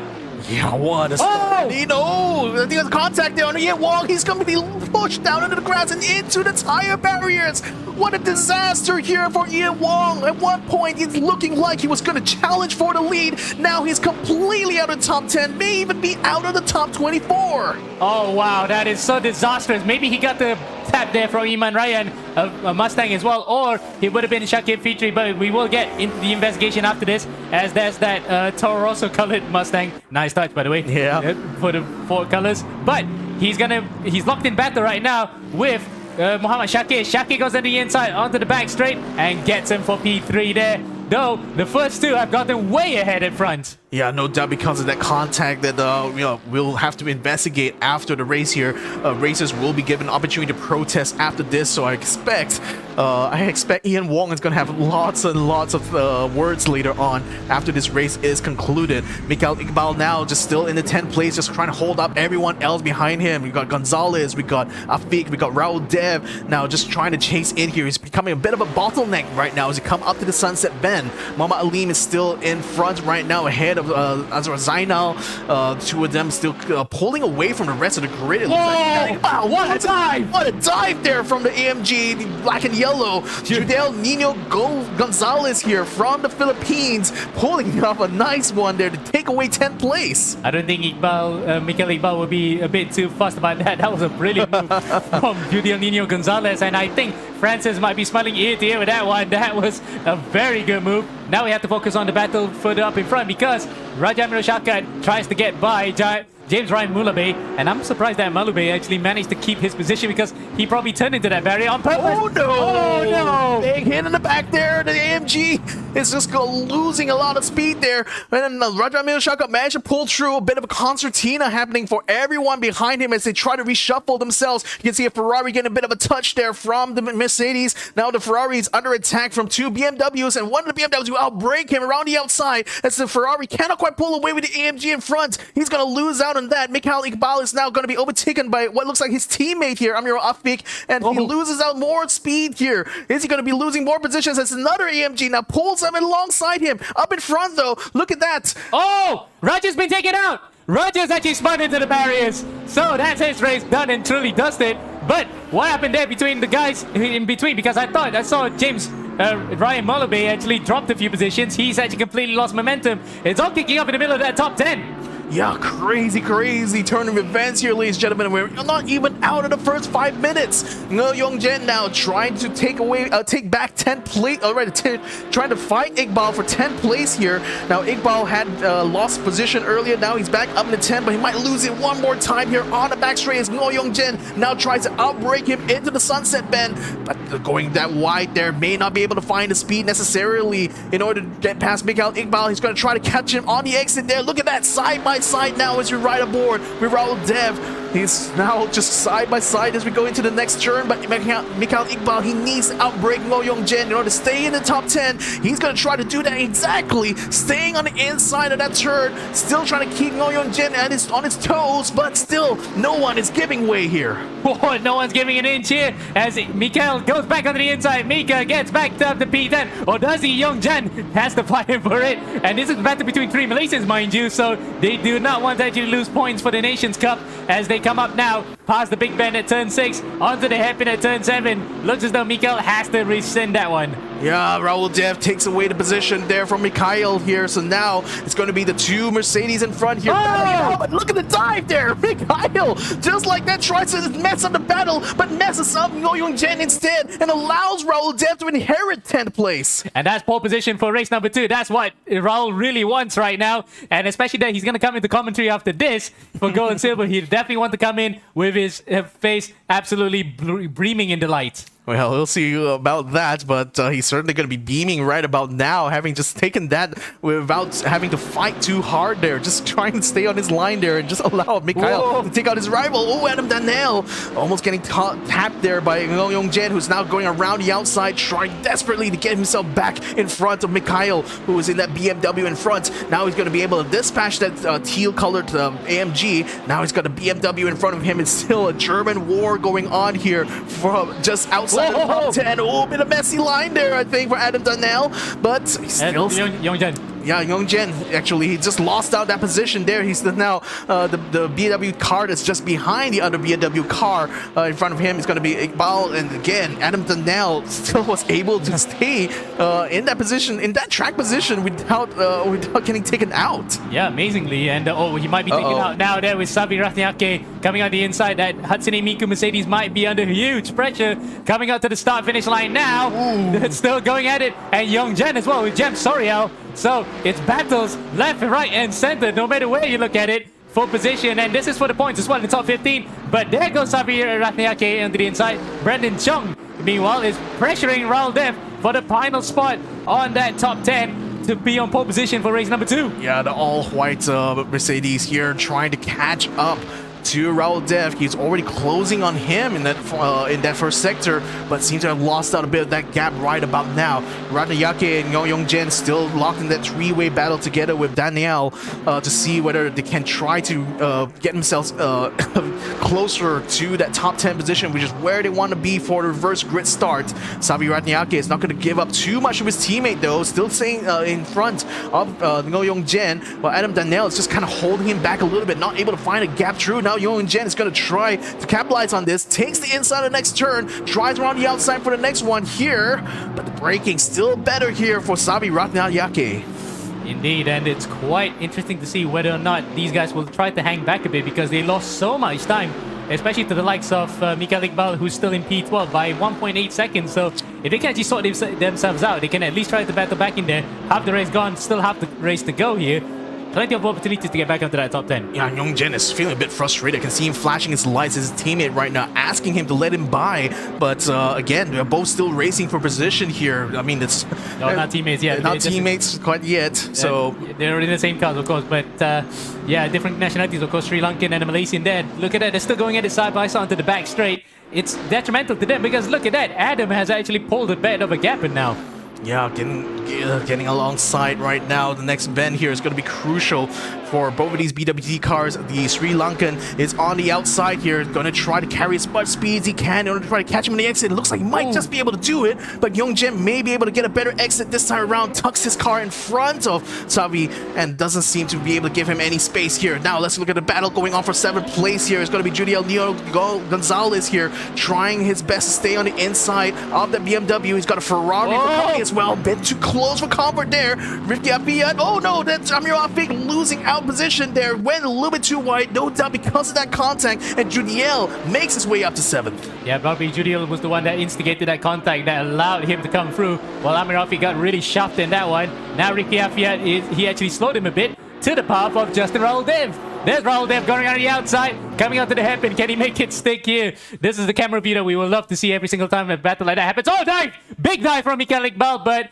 unfortunately he couldn't get by Brandon Chung that time. And Brandon actually, incidentally, has lost so much ground to Amir Afik at one point. Yeah, but Raul Dev is still giving the chase there. Look at him. It's now still alongside the Ferrari into the breaking point. Now the Ferrari has the line and he will cut in front of Justin Raul Dev. This is the battle for 9th place here, and the Ferrari is ahead by just only by a hair's width. Yep, but how long? Because there is a dive coming up to turn 13, tower corner onto the final sector. What a move there. Again, so many different ways to overtake at this track, but the drivers have demonstrated that it is possible given the amount of room and space that you can take. So many ways to skin a cat. Exactly that. Raul Dev now up into 9th place, but Rifki Afiyat is still going to try to give chase here. The Ferrari still looking pretty good in its top 10 so far. Oh, it's a little bit too wide there from Raul Dev. This might cost him here the position he just fought so hard to gain, and the Ferrari is indeed ahead of him on the back straight. Yep, again, it's so difficult to just keep your concentration on. You were gleaming from the overtake. Now you have to focus on whether or not you can keep it on the track. And for Raul, he failed that rule number 2 there. Just went a bit wide. He tapped the back of Rifki. Amazingly, Rifki held on to that one. Now it is game on here for the final position. It seems as though it's the golden nugget here, this P10 position. Yeah, but the more battling these two are doing right now, that's going to bring Brandon Chook back into the fight here. So, oh, wow, a dive from the outside. I've rarely seen that happen here, but Raul Dev somehow made it stick. Still alongside the Ferrari, though. Neither of them, they're still not able to stay ahead of him in spite of that attempt. But that's already putting Brandon Chung all over the back of these two drivers here. So, wow, if this battle just still continues here, Brandon Chung might just be the beneficiary of this.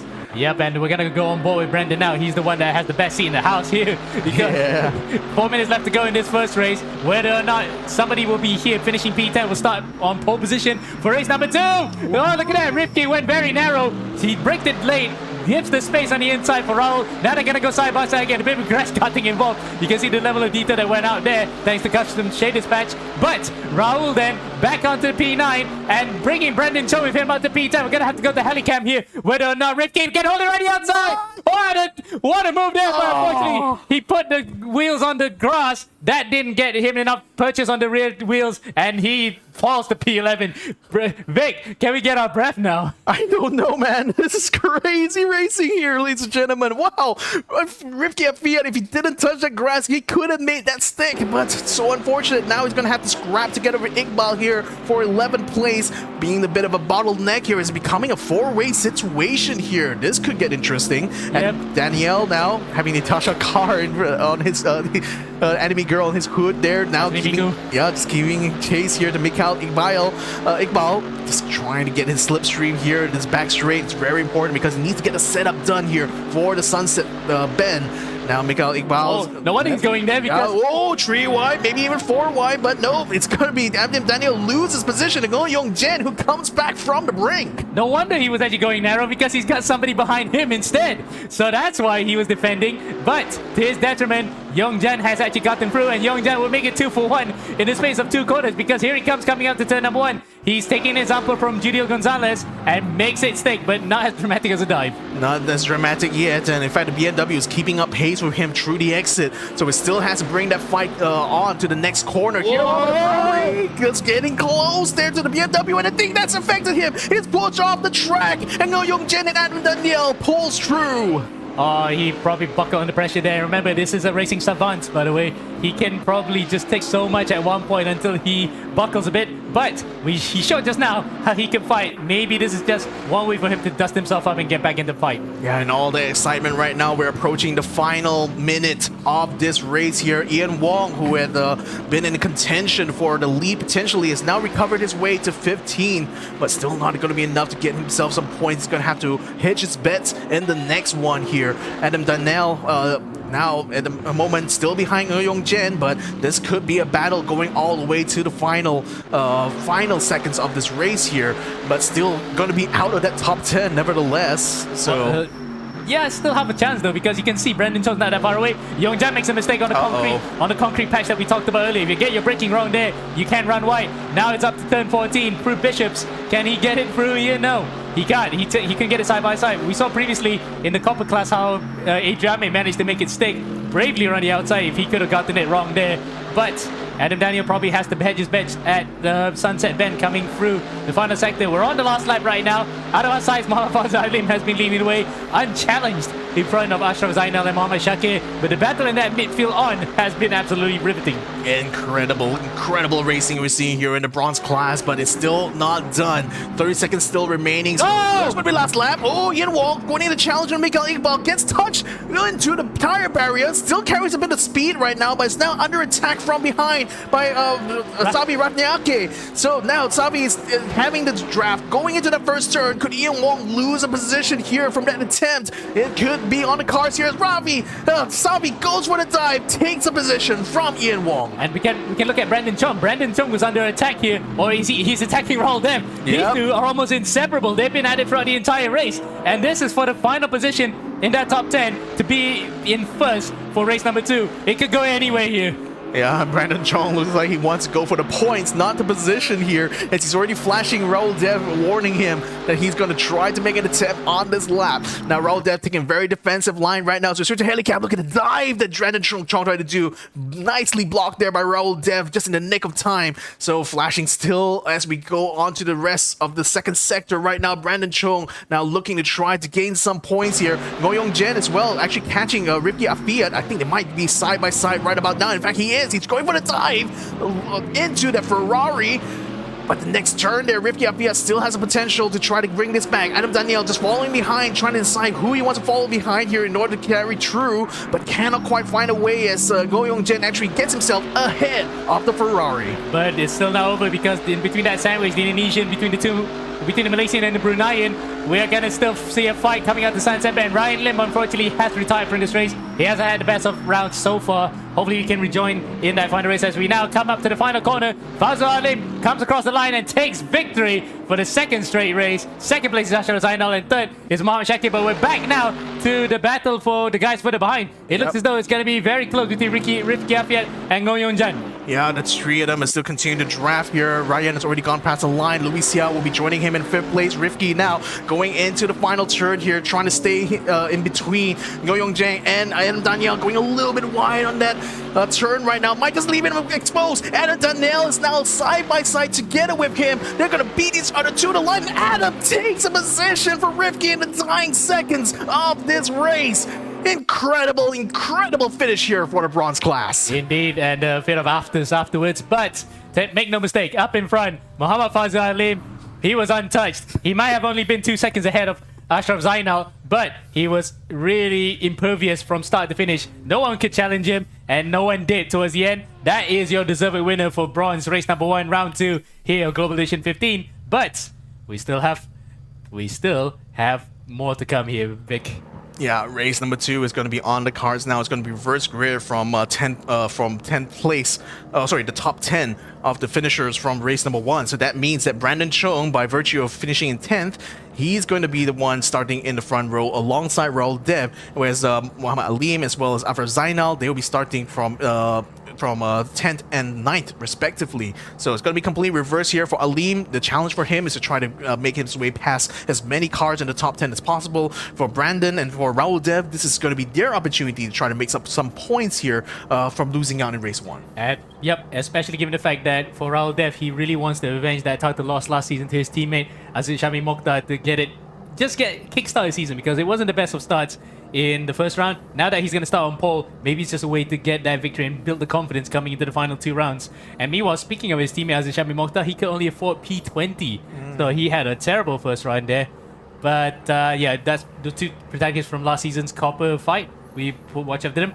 But shout out to Julio Nino Gonzalez with a fighting performance. And in fact, we're probably the move of the race on Mikael Zares Iqbal with that impressive first corner lunge. We thought, okay, maybe it was going to be a slight one. You know, diving inside, said calmly. It wasn't very calm at all, wasn't it? He was a real whisk away into the inside. Yeah, just a Hail Mary right there. I mean, incredible. We didn't really get much TV time on him trying to race, but we came in just in time to see that move there. Just an amazing way to give you guys some highlights for the bronze class. So now we're going to be seeing all our drivers get themselves lined up on the grid. Again, it's going to be a top 10 reverse grid. So everyone from first place all the way to 10 will get their positions reversed for the start of race number 2. Everyone else behind will follow their finishing positions for race 1. Yep, and on pole will be Brandon Chung, because again, Brandon finished P10, Raul was 9th. So because the way that the grid is lined up, they kind of put it side by side. As you can see, the TV cameras will pick up like that. That's why the grid get confused. But yeah, we'll just see that this is pole position. And conversely, guy right at the back is one of them will be Gibran for Faros. Again, a long run up to turn 1 and the whole entire field to overtake. Yeah, there's just lots and lots of cars between him and the leaders here, but the red lights are coming on here, ladies and gentlemen, so you know exactly what this means. This is going to be start of race number 2 for the bronze class, round 2 at Sebring. Let's go, go, go, go, go, go! As Raul Dev and Brandon actually get a good start of each other. Watch out for Judiel, though. He's also getting a better start, actually, compared to the front runners, and is now chasing them, trying to sandwich in between the 2 of them, but cannot find a gap. Brandon Chung has the inside line, but Raul Dev is still carrying a lot of speed around the outside. He might have an opportunity on the next turn to try to take the lead away. 2 AMGs now come through the corner, but only one will be in front, and it will be Brandon Chung as some contact happens between massive contact in the back, in fact.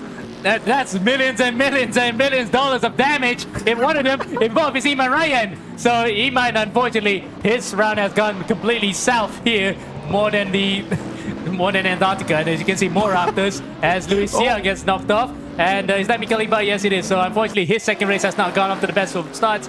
Midfielder, that's Ricky Afe, who's involved in the major battles. Up in front, Adam Daniel actually went completely sideways for a second, I think, with Ashraf Zainal. Yeah, and I think like a big beneficiary of that massive contact there might be just Muhammad Alim, because he's now up in 6th place, already made up 4 and actually avoid all the chaos behind him. So he's in a good position now to continue to make chase towards the podium. But in front of him, Gonzalez is now having a good run up against Afik, quite close himself onto the bumper on that turn. Next turn is still closing on each other as well. Now we're entering the faster sector here, but we're coming up to chicane up very soon. Judiel might have to play his cards just right, and he might find his way to 4th, but just needs to find a way past Afik, who is not giving him any space. Oh, indeed. And speaking of space up in front, look at how close Justin Raul Dev is to the back of Brandon Chong. These are the two Malaysians. Let's see then how this is going to play out. Raul has shown his prowess in overtaking in the previous season in Copper. Now he's going to have to do it in much faster cars and in much tougher opponents. Can he make it through? As unfortunately, we have a retiree already. Nicholas Adrenius has actually left the race. So unfortunately, he will not be joining us for the rest of the round. Behind them, that was a big boy dive from a couple of drivers as Ryan Lim goes off wide, being overtaken by Adam Daniel. But back up to the front between Raul Dev and Brandon Chong. Can he make it through coming to turn number 1? No, he's way too far behind. Yeah, still very behind. Oh, we tried to go for the dive anyway, but Brandon was able to stand on the brakes just in time to keep him headed off. Still around the outside though, but you got to watch out from behind because Malubai is looking to try to pick up some pieces here as Raul Dev cuts into the inside. This time around, he is in the lead compared to Brandon Chong, but Malubai is still biding his time. He is up behind Brandon Chong here, so Brandon is not quite out of the woods yet. Now that things settle down as we enter the second sector here, this is looking like Brandon Chong trying to recover some pace, and he does keep himself ahead of Malubai just nicely though. Ooh, they're going very narrow there coming up to the hairpin. Again, we saw a couple of times a few drivers going through there. And behind, is that Amir Rafi getting hit? Yes, Ashraf Zainal as well. But mercifully, all of them went through there unscathed. That's concertina effect right there in front of you guys. So that's why it's so dangerous whenever cars in front slow down, because that chain reaction just affects everyone leading from behind. And especially when the gaps are this close, you can the potential for a pileup is just so high here, isn't it, Ammo? Absolutely. We saw just now that massive... Oh, look at that, around the outside goes Ashraf Zainal, but he gets boxed out by Amir Rafi and allows the Brunei and Adam Daniel to come through. But the momentum that Amir Rafi lost in that defense will be his detriment now, because look at how much speed the Mercedes has compared to the BMW. Yeah, Adam Daniel is he's feeling it right now. He's going to try to cut around the inside, looking at taking a tighter line through this fast section here. The BMW is still struggling as he rides on the curb here to try to stay away from Adam Daniel. Still ahead by the time he got on the back straight, but behind, the Mustang is now trying to pull alongside the AMG. Couldn't quite get the pace though to stay alongside Danielle. In fact, it's going to be Ryan Lim who might be able to overcut him by the time they get to the Sunset Bend. Yeah, but this side by side goes. In fact, Ryan, the other Mustang, has officially retired as well. Quite a few drivers, and notably Rajamil Shaka has left it, so he's going to set his sights on the gold and silver race after this in the LMP2 car. Right after this, with the conclusion of the bronze race. So one race after the other for some of these guys. That's Adam Daniel looking through on the inside Rafiq, but he's equal to it. And Ashraf Zainal tries to dive one here. Yeah, Daniel just goes around the outside and he stays on the inside and he stays ahead of the BMW going in the next turn. This is going to be crucial here, but Amir Rafiq held out a little bit. That's going to cause a chain reaction. Ashraf Zainal gets bumped all the way to the back there, putting him exposed to everyone else behind as Adam Daniel continues to stay in front here. He's in 4th place ahead of Ryan Lim. Wow, it all started because Adam Daniel had a good sweep around the outside on Amir Rafiq. That actually probably spooked Amir Rafiq because he was bumped out afterwards. And look at him behind. That's a dive from Jeff Tan in the MSR, the Metadized car, but he can make the mistake. Yong Jen now is in the fight as well. Yeah, Yong Jen, who remember has been bringing a lot of excitement in that last in race number 1 here, is now looking to try to keep this challenge going on against Jeff Tan. Jeff now is coming up towards a hard breaking point. He has the inside, very defensive line, keeps Yong Jen at bay. This is well done for him to stay in that 8th place, but can he keep it on until we get to the finish line? Yeah, that's another thing altogether, isn't it? And some of the concrete parts you can see there, the discoloration between the concrete and the asphalt parts have come to grief for certain drivers, Yongjan included. He had occasions where he was in front of another driver, but because he braked a bit late, he went wide. Now he's probably trying to pressure that one. Ooh. Oh, he's trying to pressure Jeff Dunn. Nearly went into the back of him. Yeah, nearly, and they're just cutting across the curves right now, trying to stay ahead. Look at that. It's so blatant, isn't it? But Jeff Tan is still ahead right now of Ngo Yong Jen, so that's at least working out for him here as he tries to build up that gap going on the back straight. But in front of him, After Jainal now sensing an opportunity. He's going to cut around the outside of the Sunset Bend. The BMW is still on the inside, still able to carry more speed before they get into the underpass. but Ashraf Zainal may be able to catch him on the exit, and he does catch him on the exit there. What a brilliant textbook maneuver that is there for Ashraf Zainal. I think this might not be Ashraf Zainal at all because I think it might be Murdoch. Oh, is it? Yeah, I think Murdoch might be driving this car. Murdoch, aka Adam Harif, who's double dutying in this time. He's just substituting Ashraf Zainal because he's not in this weekend. But what a brilliant drive either way from Murdoch to get it up to P6, outwitting Amir Rafiq there.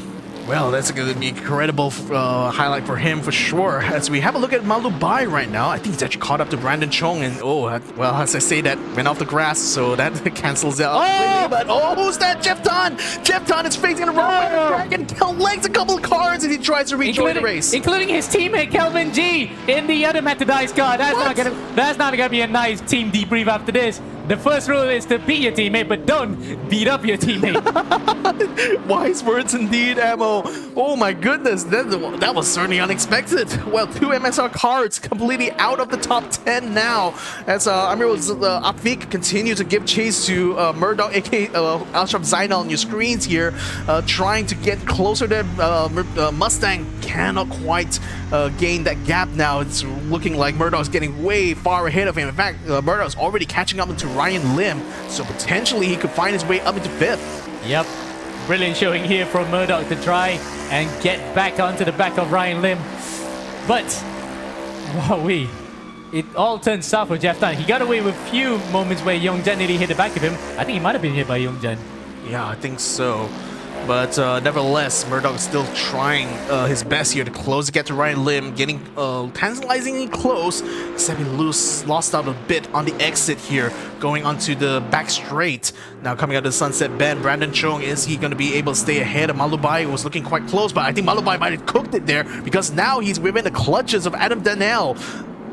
Could be a potential for Adam to get himself into the podium position here. Just needs to play his cards right. Malubai has been trying his level best to pressure Brandon Chong throughout the last lap there, but it seems like now he's the one under pressure.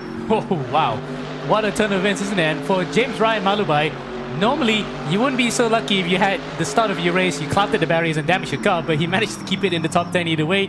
Race number 2, he's having the fight of his life here, trying to be on the podium with drivers front and back going after him. Yeah, well, 3-way battle right now, 2 of them still on the podium. But for how long? Adam Daniel is looking like a good challenger right now for the 2 in front. So it's going to be up to Malubai to try to either hold him off or for Brandon Chong to try to pull away. Looking like they're getting close to each other. I think that's putting that's also putting Ryan Lim potentially into this battle, as well as the cars concertina into each other in the slow section of this track. But Adam Daniel, as we're speaking about this, still closing that gap, forcing Malubai to take a very defensive stance right now. Adam Daniel keeping it nice and close. He's actually looking like he might try to overtake him in the next turn. He's getting a lot of speed on the exit as he tries to get alongside the other AMG in front of him.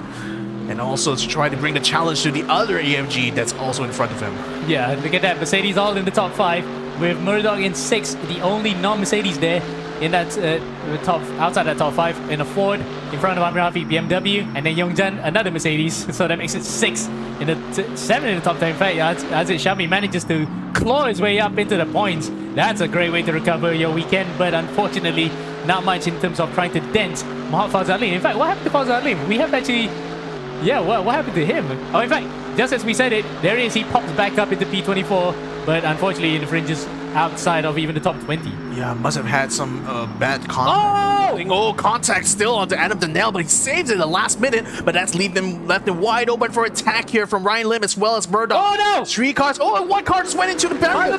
Malubai is just lost out on the podium position here. What the heck just happened? Back onto the battle here for Ryan Lim and Ashraf Zainal. Zainal is now in front of Ryan Lim. It's the Murdoch is now in front of Ryan Lim here as he is able to take away 4th position, benefiting from Malubai going off track just now. Wow, what just happened there? Malubai actually just sped off into the pit lane. I thought he was going to try to J-turn for a second, but unfortunately for him, he whacked the barriers, nearly went into the oncoming crowd, and somehow manages to stay in that top 10 for some reason. Yeah, well, crazy, but at least he's still in the top 10, so some points at least. Consolation prize maybe, but still a battle going on for a potential podium here as Adam Donnell still in that third spot. Murdoch now has already made up a place. He's going to try to make another one here. This time it's going to be Mustang versus AMG. Indeed, and both. Well, I don't want to get it wrong here. Of course, one car is V8, but I don't think the Mustangs are both. Yeah, they're both V8s. They were V8s, Yeah. but then slightly different. I think one of it is planner, and the other one is like what's the other? The crankshaft is different. Yeah, yes. Yeah, different crankshaft, different sounds. Still a bit of a dive there from Murdoch. Oh, Adam loses control. The pressure might have just been too much, and Murdoch inherits third place. Now we have to get back to Murdoch here because that's an interesting position that he's going to get right now coming up to P2. In fact, out of all of this, he's going to get a podium here, so that would be great for Murdoch. Yeah, potentially, because he's already gaining on the Brandon Chong, who, by the way, had not really experienced much pressure since Adam Donnell was behind him, but now that Adam Donnell is all out of the way, Murdoch might just have an opportunity now to take away second place, going around the outside. Oh, sting around to the inside. Is he going to dive through the sunset bend? Is he? Well, he's going to try his level best. Brandon Chong now side by side with him as now cut him off ahead, but then Brandon can easily cut him back on the exit here, but does he? He does not. The Mustang is ahead. But for how long? Because Brandon Chong definitely not going to take that lying. He once again back onto Murdoch's rear end. This is a really good battle, and Brandon Chong for both races has been battling, and it's side by side he goes again. He dives on the inside, but Ryan Lim comes into play. Yeah, Ryan Lim now looking to pick up some scraps. He senses an opportunity here. Brandon Chong tries to dive onto Murdoch. Didn't quite make it through there. Now he's left himself wide open as Ryan Lim closes up onto his bumper. Now it's still a three-way battle here. Still, I can't believe it. It's still a three-way battle. Two people on the podium, completely different characters, save for Brandon Chong. But it's going to be Murdoch who is leading ahead, and Brandon looking very wounded right now. The diving might be coming through here for AMG, but he canceled it at the last moment. And but then Brandon Chong a little bit wide, a little bit compromised on the exit. Still, Ryan Lim cannot capitalize on it. Yeah, because he had the entire road in front of him blocked, so he couldn't actually get back to do for a switchback. Now Brandon is breaking too narrow onto the... He went too narrow there and onto the concrete part. Runs a bit wide, nearly onto the grass. And in fact, he's taken a bit of grass, lets Ryan Lim through. But out of all that, they have let Murdoch safely and scot-free through. Well, I mean, again, it looked like Brandon was just about to save it there, but another trip on the grass there has costed him a position. He's still going to be able to keep Ryan under pressure though, but Adam's still watching just gingerly behind here. Sees an opportunity, closes up onto the battlers here for the final podium position here. 1 minute remaining on this race. We got Raul Dev in the lead by a country. Oh, but Adam Donnell almost loses it on the exit. That's going to be the end of the three-way now. It's a two-way on the podium. What a save though. Amazing save. When we've seen plenty of good saves here today, that probably is edge of your seat stuff for Adam Daniel because he was fixated on the back of Brandon Chung. Luckily he got his car in mind as Ryan Lim goes very wide coming out of the final corner. We had photo finishes already here today. We might be in line for another one, Vic. Yeah, across the line goes Raul Dev. So again, it's still going to be the last lap here. 30 seconds remaining. That's not going to be enough to cover this lap here. So now it's going to be now or never here. Brandon Chong had been feeling very comfortable, well, maybe slightly comfortable. He was still under pressure a lot from Adam Donnell, who is still behind him. But it's Ryan Lim now has taken away the position, and he only has this final lap now in order to try to regain it. That side-by-side action has been crazy, but Brandon Chong may not be able to get alongside Ryan Lim now because look at that. He actually lost so much time from just taking a bit of grass, heading into big bends, and that might be it for that photo finish that we were hoping for. Yeah, I don't think that's going to be on the cards here. Brandon Chong has now lost out. That gap's now a 1 second gap between him and Ryan Lim. I think this battle's all but over here.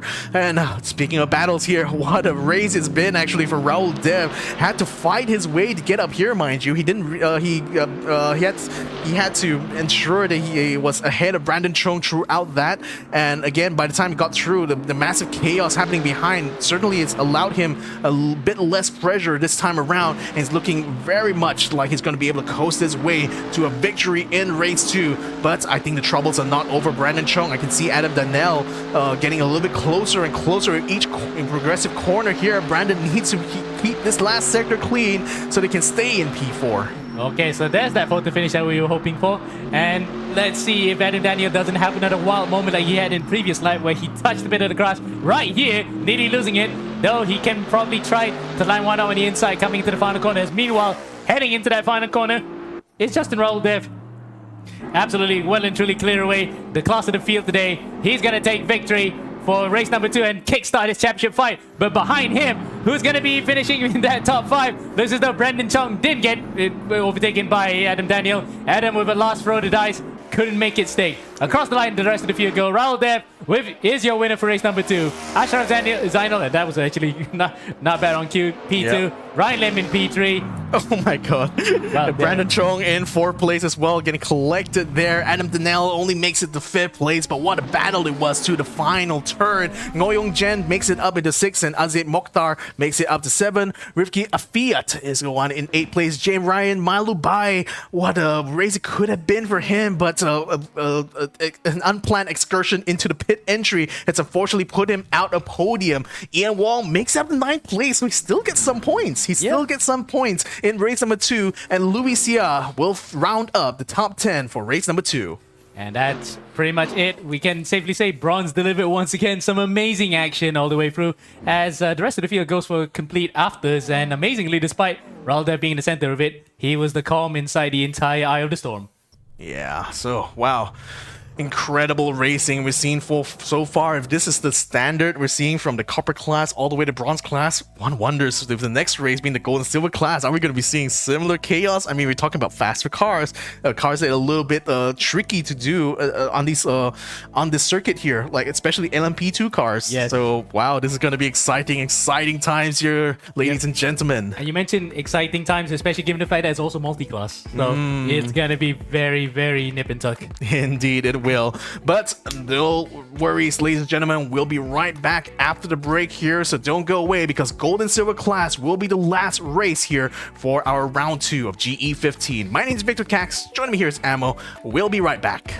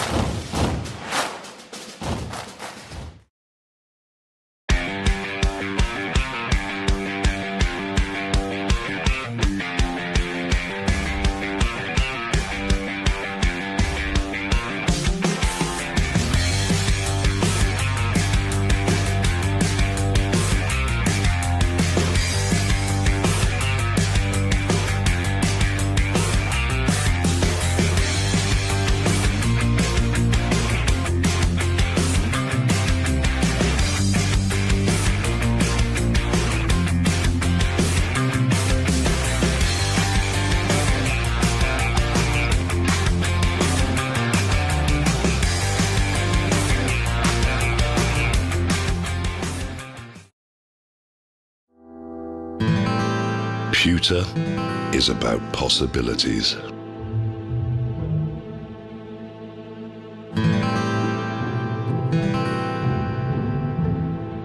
It is an idea made real.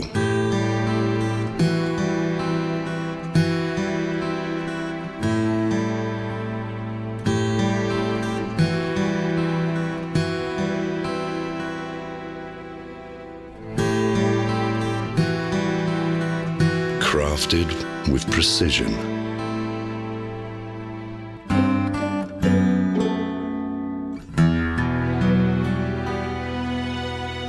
It can make tradition timeless. Pewter evolves.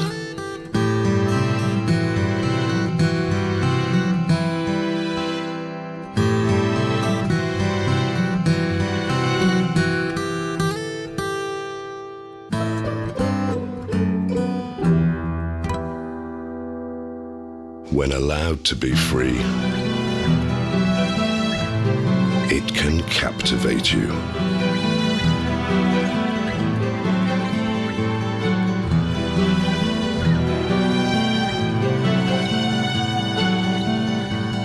Pewter is our legacy, and we're keeping the legacy alive.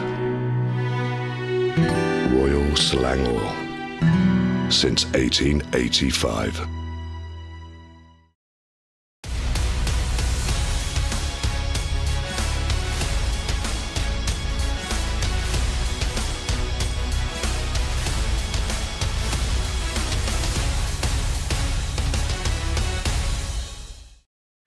And we're back, ladies and gentlemen, to the eRacing GP. My name is Victor Cax. I'm going to be taking an interview right now with Justin Raul Dev, winner of race number 2 for round 2 of the bronze class.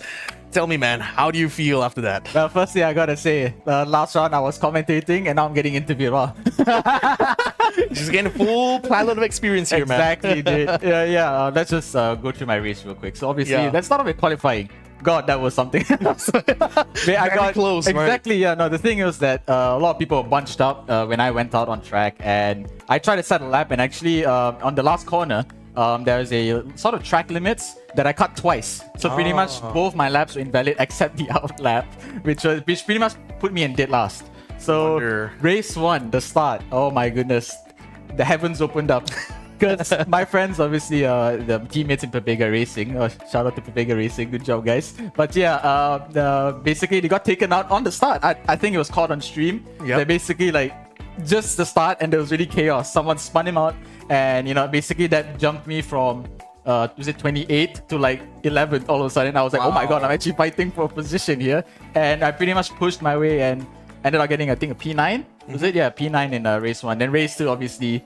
Got the better launch, got the better defending, and yeah, ended up winning the race. I mean, it was a crazy dive, actually, dude. Can we talk about that move you did in race 2? I mean, what was going through your mind back then? I mean, I'm not gonna act cool and all that stuff. I was screaming. I was like, no, don't crash into me.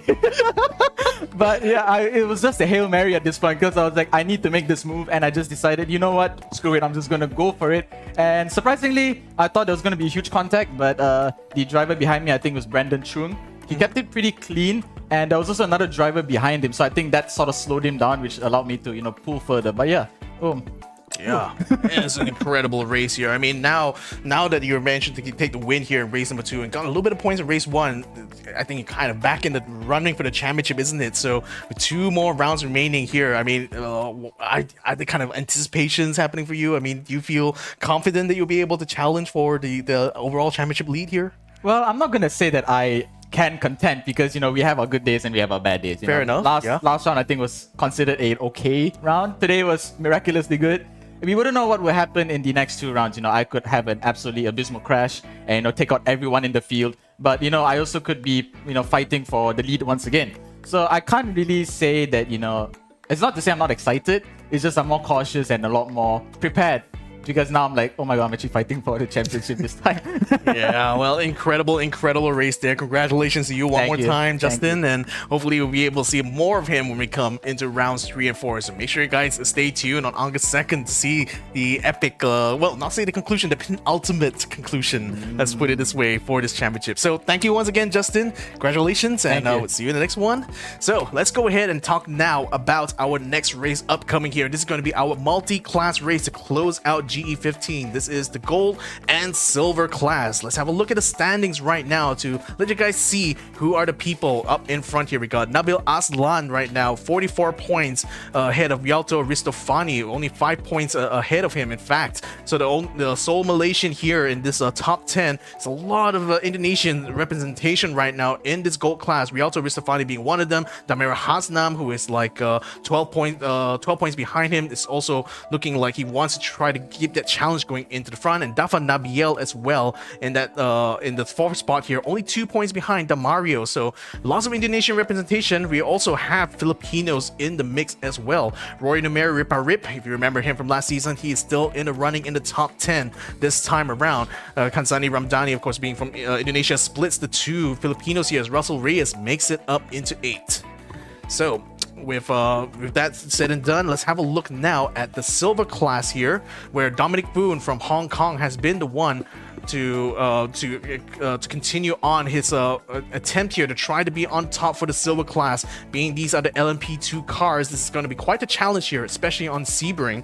Muhammad Hamdani is the Malaysian behind him, 3 points behind, in fact. So a very closely contended championship. Can Dominic Food, as Admiral say, continue his dominance here in G15? You think, Justin? Well, I gotta say, looking at the gold driver standings, I'm feeling pretty patriotic. Nabil Aslan, the only Malaysian there in the field of Filipinos and Indonesians, but racing is racing. It's going to be really close, isn't it?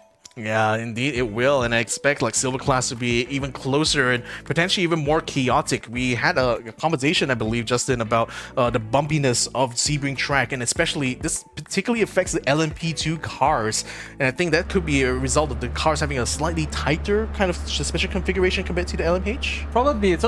It could be because of just how the mod is set up to begin with, how the suspension was modeled.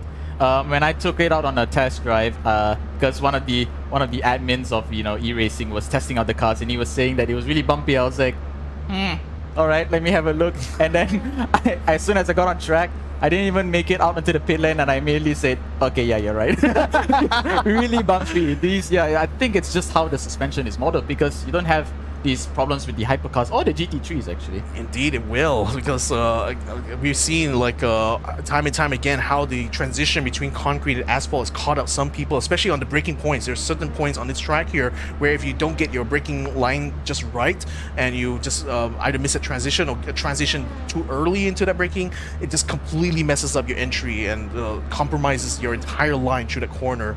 And this is something that I think adds that extra level of challenge, I think, especially for the LMH guys. We're driving like a car that's really fast, really really wild to control in these kind of bumpy situations here. So are we going to be expecting to see some sort of upset in this race here, you feel? I mean, definitely. I think that this might be one of the few classes that actually has a lot of kerfuffles, I would say. Because with the bumpiness of the car, especially with some corners, the level of bumpiness may vary. So if you go to take the inside line, actually, you can actually unsettle your car to the point where you be completely spat out in a different direction. It's happened to me before during practice, and and that's with the GT3 cars. I can only imagine, with the LMP2 cars, just how chaotic it could potentially be if the drivers do not, take the proper racing lines. They're not aware of how bumpy, where the bumpiness, where for each corner where the most bumpy parts are. So it's honestly all down to driver skill and also driver awareness in terms of knowing where you are on the track and obviously keeping it calm. Yeah, I think the calmness is going to be really key. Again, we talk about the real world situation, the car being on a bumpy track will be certainly shaking you to the bone, but this time around it's just more about how you keep controlling the steering wheel, isn't it? Just trying to make sure you keep your turnings nice and smooth. True of it? I would say it kind of differs. With the GT3s, you kind of have to be a little bit aggressive. Okay. Because there are some points where you will fight, the understeer. These bumpy tracks can actually also cause understeer as well. Ah. So, but with the LMP2 cars, I would say, yeah, you might be right on that. However, it's also, you don't want to be too smooth because you will actually end up slowing a lot.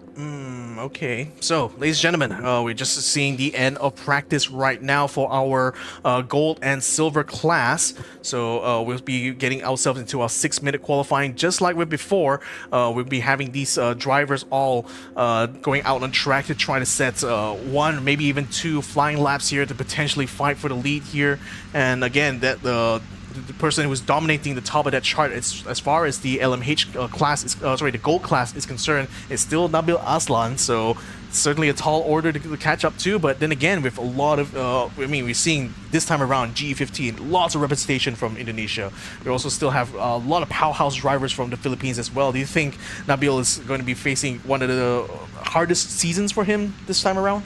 I would say so, yeah, definitely. There's a lot of like you said, there's a lot of competition with out different countries. there's going to be an incredible battle for the nation's championship standings, I would say. You know, with, like you said, with Indonesia and Philippines in the mix, and maybe even Sri Lanka might suddenly come in, you know, in the future rounds and just, you know, make a "hello, I'm here" kind of appearance. Yeah, Nabil has a tall order in order for him to, you know, secure not just the individual championship, but also the nation's championship. Indeed, it will. So we are seeing now the cars coming out here for the qualifying. We're seeing most of the LMP2 cars actually are the ones coming out first. I think only the first of the runners here for LMH is going to be Damario Hasnam in the Ferrari. This is going to be him now trying to go out on his outlap. Roy Parip also from the gold class is also out on track here. So let's go ahead and see. I mean, maybe we could give you an opportunity as well to talk us through how a lap around Sebring goes here. Alright, so I'm not sure what the name of the corner is, but I know it's corner. Okay, let's start from here. Alright, so basically, let's just say this is the start of lap, right? Okay, so you're going to be flat out through this corner. You're going to be really tight towards these next sections because there's going to be a hard braking point here. You want to downshift to about second in the GT3 cars. I think with the LMH you can take about LMP2s, you can take third gear if I'm not mistaken. And now comes one of the most fun parts of the track, I would say, flowy S's a chicane kind of. You want to be really gradual with your braking. You want to brake early, and you actually can cut the track a little bit, not too much because you will get obviously track limits. But there are a little bit of cheats that you can sort of play with, you know, to get the optimum lap times. And obviously we're coming onto this back straight here, really long, as you can see, quite bumpy, I would say, with the LMP2 car. So they were definitely not lying. And this is the corner that I absolutely despise the most. It's pretty much the last corner here. The sunset bend. Yeah, I almost ended my race here in race 2 because I braked a little bit too late. I was like, oh, I'm gonna die. Yeah. So now coming on the main straight here, we're still going to be seeing the flying laps coming in after this. This is still an out lap here, but even on the out lap, they were just like literally matching the kind of times we were seeing from the bronze class GT3. So that just gives you a sense of like how much faster these LMH and LMDH cars are. Or rather, we're on board with one of the LMPs. So even the LMP2 is already this fast. So I mean, it's an incredible car to drive, isn't it? Like, I just feel so confident even behind the wheel. Although on some corners, like the back end, once the back end starts stepping out, then it's like, oh, okay, it's a little bit of a panic, like at that moment, isn't it? This car's pretty skittish, I would say. You know, it is fun to drive. I'm not gonna lie, it was an absolute blast. You know, take it around tracks and stuff like that. However, you know, you are right in terms of like how sort of violent the car can be at times. The car does not like to be thrown around aggressively. I think you need to be really smooth with your throttle inputs, and you know, obviously these cars, some of the drivers might actually run their cars without traction control because apparently it makes them faster. Because I was doing some sort of messing around with the laps, and yeah, apparently turning off TC is actually a lot more quicker. Yeah, so we'll be seeing how this will turn out here. We're seeing our front runners in these outlaps now coming around the final sector here. So we should be seeing some times being posted here. Dominic Boone is actually facing a bit of a challenge here from Roy Parip, of all people, who I don't believe they're even racing in the same class here as Dominic Boone is in the silver class, aka the LMP2 cars. So coming out in the back straight right now, he already gave way here to the gold class driver, so he should have clear running all the way towards the end now. So we witnessed them coming across the lines. We're going to be able to see some times right now for the gold and silver classes respectively. So Dominic Foon still coming through, Aryadi Vishnu as well, trying to get himself closer and closer. So we're going to see 145 is being set by the gold class here. Hidayat actually set a 144.7, so that's really good on his end. Dominic Boone seems to be, it's going to be Justin Hong, who takes the top spot right now off this first run of flying laps here for the silver class.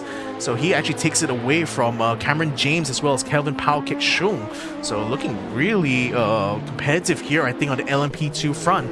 But I'm surprised to see that where in the world is Nabil Aslan still out there, still trying to do his outlap. That's his brother. Nazmir Aslan. So where exactly are the rest? We'll find out later on as we see more time start to trickle its way through. Jolandi Haki actually makes it up into the top 4 here using a BMW of all cars, sitting at 147. That's enough to keep him in 4th place for now. Still yet to see the rest of the LMH cars actually come into post more times. We're seeing the board mostly dominated right now by the LMP2s. I'm surprised to see there's not a lot of gold cars actually. There's not a lot of hypercars roaming around. I'm not sure if the Sebring really scared a few of the people.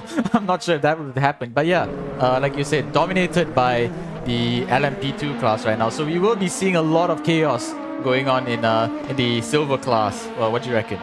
I really don't know what to expect here. I mean, I'm only seeing at most maybe 5 cars that are from the 6 actually. Oh, It's 6, yeah. Okay, 6 cars perhaps that are in the gold class and fighting in this competition. It seems to be mostly dominated by the silver class here in terms of actual participation on track. I don't see Nabil Aslan being in the mix here, so it's going to be his brother who carries the torch for him instead, I expect. So more times are going to be coming through really soon. Dominic Food has unfortunately fallen all the way down to 7th place, now down to 18th place as Mohamed Farhan is able to set a time faster than him. But off that, Irfan Nur Hidayat still stays in that top spot here. I mean, by quite the gap actually between himself and Damario Hasnam. So perhaps will still be secure as the qualifying now comes to a close here. Are there going to be any other times right now that will show themselves here and trying to fight their way into the top 10? Very interesting, I would say, this race. I would assume there will be a lot of LMH cars around because, Sebring is an IMSA track to begin with, and, they just recently started running the hypercars on the this IMSA track. So I'm quite surprised to see that there are not a lot of gold participants this time around.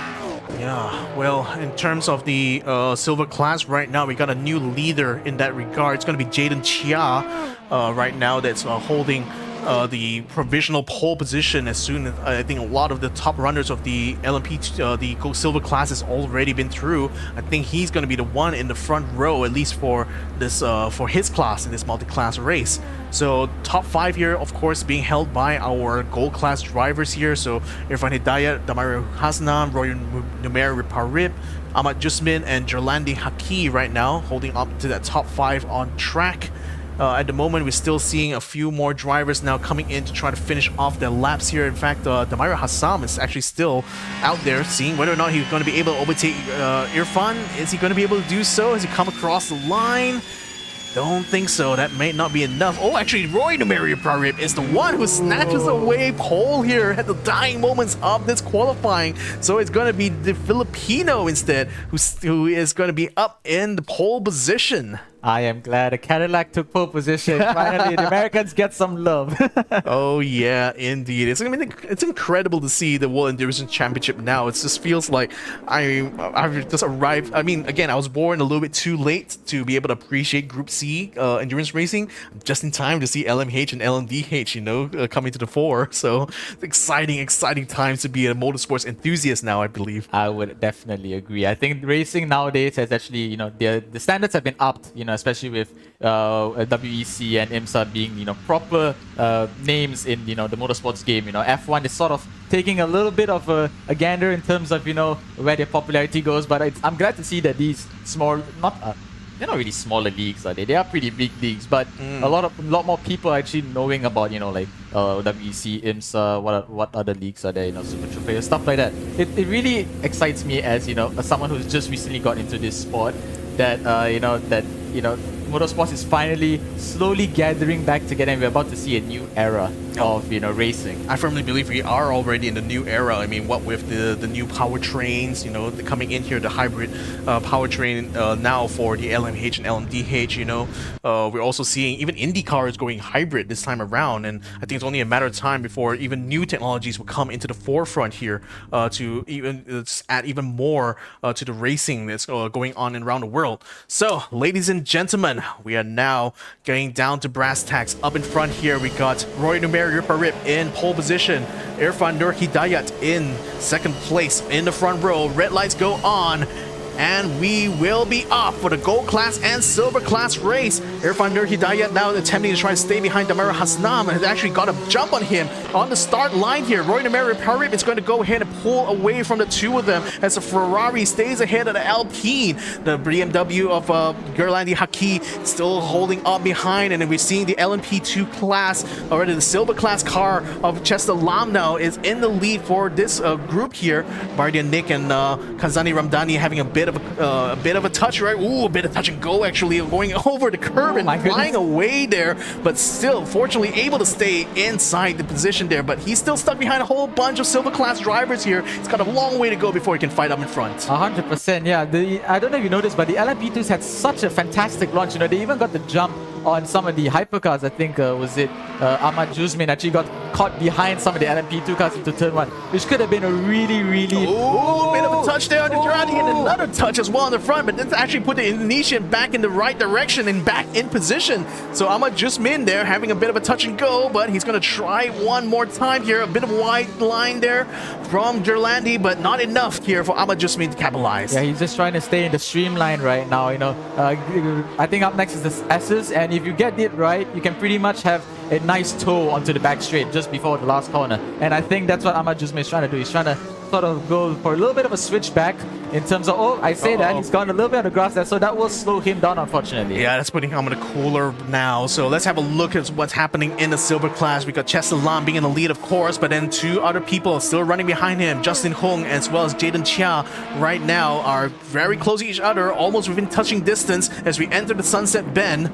Very tricky one, and Jaden Chia seems to have a bit of a wider line here, perhaps trying to capitalize more on the exits, but haven't really closed that gap too much. Still 0.4 seconds by the time we get to the start line, so still a bit of ways to go, but Jaden Chia is gaining only that slight bit over his teammate here. Yeah, you can just notice just how these drivers are taking such different lines. It is such a technical track, this. You know, there's not one. I would say there are a few proper lines, but even just in that last corner, I think each of these three drivers took a completely different line. You know, one went towards the outside, one towards the inside. Yeah, Juzmin now still trying to keep chase onto Jaredi Haki. I think we're seeing a couple of battles happening just outside the top 10. This is actually a battle for P19. Muhammad Kamal Ali getting himself ahead of Kelvin Shung, who right now is stuck in 20th place. And we also have Muhammad Farhan and Cameron James, the Sarawakian, being ahead of him, but still battling it out for 17th place. Really close against these silver class, would you think? Yeah, a little bit close.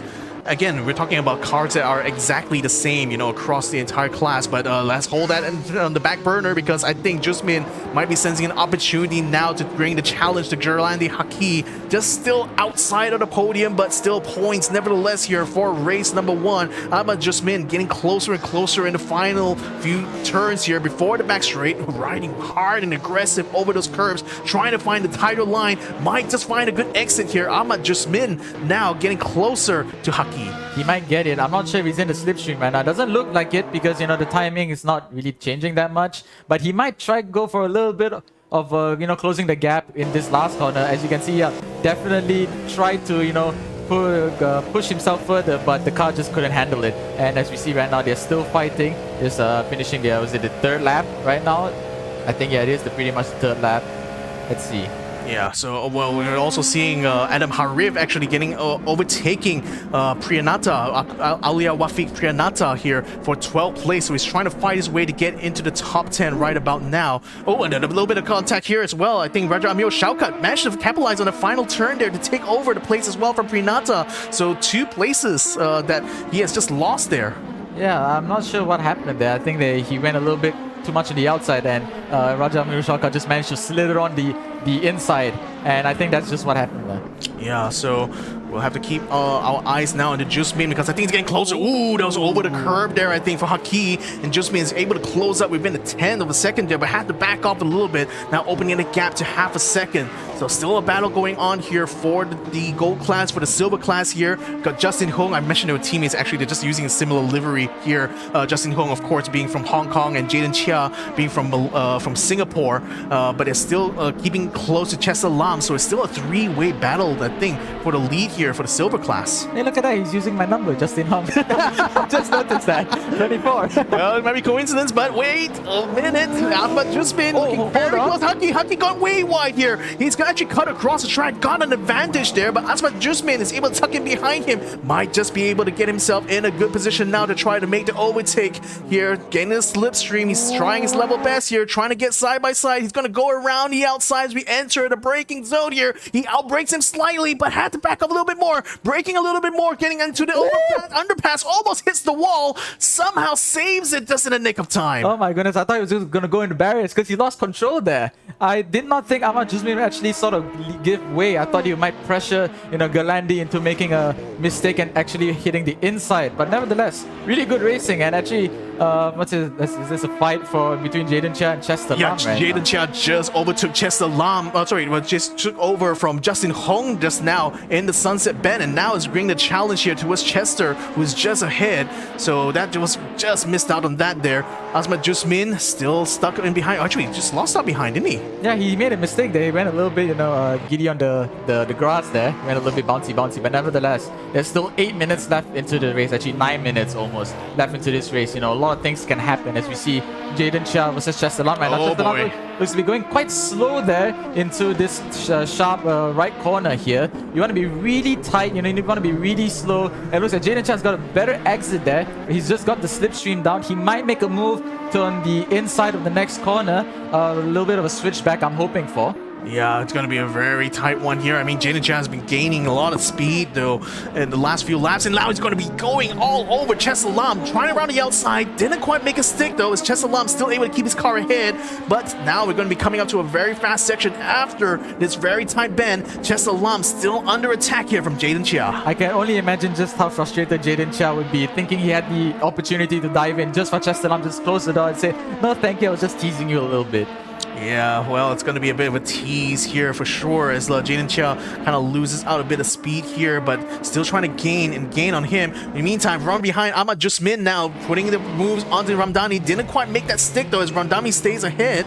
Actually, Ramdani overtakes Ahmad Jusmin for 5th place here. So what has happened to Jusmin's race? I'm not sure. I think he's just been making a lot of mistakes. As I noticed just now, he was like going all over the curbs. I think he's probably lost his momentum. He's going quite slow, actually, I would say.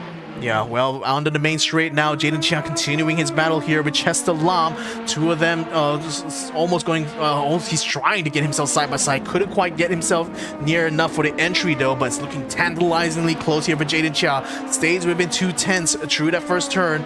Now it's going to try to keep close enough to Chester so they can try to chase him in the fast section. Yeah, the fight, I think this is going to be the fight to watch, ladies and gentlemen. This fight is really close right now. We could be looking at a fight to the end stages of this race one. Indeed, we will. We still also have a potential fight going on in the gold class here, as Irfan Nur Hidayah is now within half a second of the Ferrari in front of him, driven by Demario Hasnam. So we'll see whether or not Irfan will be able to challenge him for the 2nd place, and that could be a decent haul of points for him, in fact, if he can pull that off. Another battle is happening here, Bardin Nick versus Raja Amir Shaukat, who right now, they're only separated by 2/10 as he entered a hairpin turn, but this is still a battle only for 13th place. So, Hidayat still continuing to give chase. Jusmin now getting closer to Ramdani. Oh, he's actually going to overtake him in the next turn. Books it on the exit. That allows Ramdani to take the position back, but he's not done yet. Jusmin's still going to try his best to fight alongside here with Ramdani on the main straight. Now it's going to be a matter of pedal to the metal, but I don't think Ramdani has enough speed on the exit here. Jusmin looks like he's already pulled ahead. Ooh. No, my goodness, ladies and gentlemen, you are witnessing the most chaotic ballet dance, I would say. These drivers just going back and forth against each other. Ahmad Jusmin, thought he had... Oh my goodness! Into the pit, and that looks like a mirror image of what happened to Maluvai.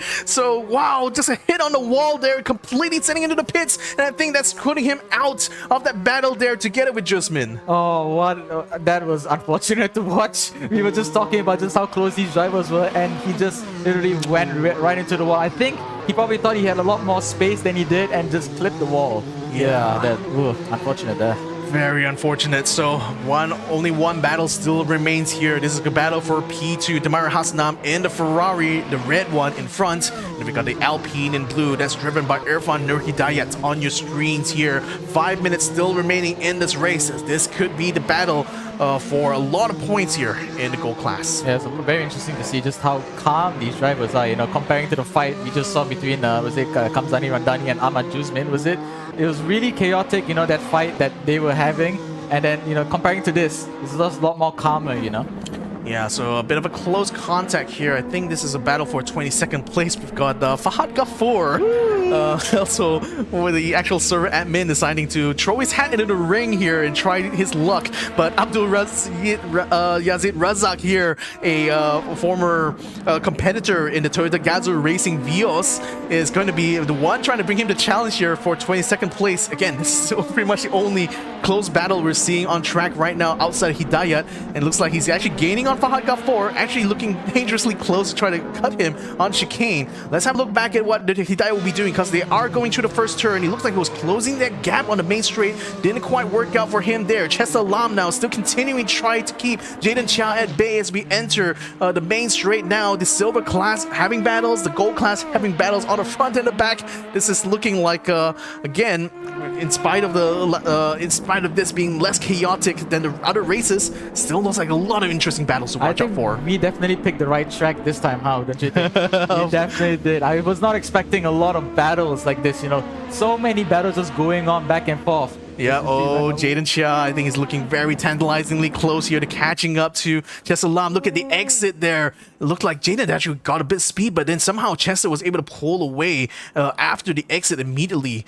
But wow, this is looking so close, so close between these two drivers. Just reeling him in, Jaden. He's just reeling Chester Lam in. I think maybe the reason the difference in speed is probably because, you know, the different levels of traction control the drivers are actually using. I think that could probably explain why, you know, even though Jaden had a better exit, Chester Lam probably wasn't running traction control, thus he had a lot more speed, you know, as soon as he got out the corner.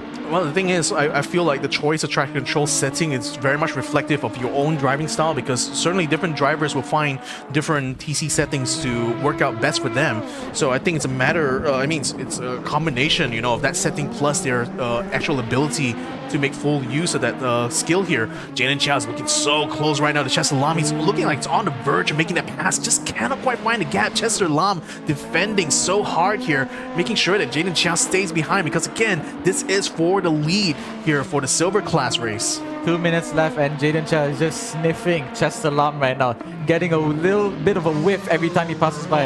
Going back for battle. Oh, hold on, Damari Hasnam a little bit sketchy there into this corner over here. As if I know Hidayat, you know, they're really, this battle once again. I think this is another one to look out for, ladies and gentlemen. Yeah, this is still looking so close there. I think there's a back marker just kind of running out of the way there. I think we're also seeing a battle going into 11th place right now. Adam Harif is actually caught up to Muhammad Hamdani right now, and it looks like he wants to try to pass him for that turn. Kanzani Ramdani actually loses out position here. He gives way and allows the two runners in the silver class through. So Chester and Jaden Chia continues their battle here. Adam Harif now entering the sunset bend here, but I think it went a little bit too wide. He's going to try to tidy it up in the exit here to hopefully stay close enough Hamdani, but doesn't look like he will be able to overcome him soon. Jaden Chia now going for the dive, but Chester Lam still stays that hair's width ahead. Oh my goodness, that was really close there. I thought a move was going to be made, but then he just managed to close the gap just in time. As you see right now, Adam Harif reeling him in slowly but surely, and we switch back to the main fight of the silver class, ladies and gentlemen. Might be a dive made here, a little bit of a switch back, you reckon? Yep. Oh boy, yeah, it's going to be side by side now. The two of them attempting to try to jostle position, but somehow Chester Lam stays ahead here of Jaden. This is looking, this is Singapore versus Hong Kong. Jaden Chia versus Chester Lam, and Jaden has been chasing him all throughout this race. We're already entering the final minute now, and it's still going to be a chase for the silver class. What? This is fantastic racing, I gotta say. Excellent defending from Chester Lam, and excellent attacking on Jaden Chia's end, you know, just keeping Chester Lam on his toes. And, you know, Chester Lam is sort of just, oh wait, hold on, I said that. He went on the grass a little bit. Oh my, I just stopped talking. I keep cursing these drivers. Don't worry, comedy, this curse is very real. Unfortunately, I think Jaden Chia has just caught the worst of it. 30 seconds still remaining, still one more battle to go here in the gold class here. Still is going to be Irfan Nur Hidayat. He's been chasing Damar Hasnam for a very long time now, but has not been able to close that gap by too much. Not even being able to challenge him for position actually throughout this entire race. So pace-wise, these two are just so evenly matched here. We might see a little bit of desperation as we approach the last final corners. You know, this is the last lap. I think Roy Numer Ripperip in the Cadillac has probably won it. As we see right now, a fight between Adam Harif and Muhammad Hamdani. There's Yeah, a- Hamdani doing for the dive now. But didn't quite carry it through. Unfortunately, Adam Harif will be able to pull ahead. In fact, Adam has already overtaken him early on in the lap, but Hamdani is now trying to fight back, trying to get the position back here, but still is going to be a battle for 11th place here, still outside of that final turn. Oh, but look at this. This is going to be a challenge now. Irfan Nur Hidayat now getting alongside the Ferrari. This is it. This is a challenge that he's been waiting this whole race for, and now he's going to try to do it in the final lap, but Mario still stays ahead through the chicanes. He's got the slipstream though. It's not over yet, ladies and gentlemen. He's got the slipstream. He might, right now as you see, Demario Hasnam is weaving back and forth, but he can only make 2 moves if he were going to be having real world racing standards. Irfan might go for a little bit of time, a little bit of contact there. Oh my goodness, it's really close there.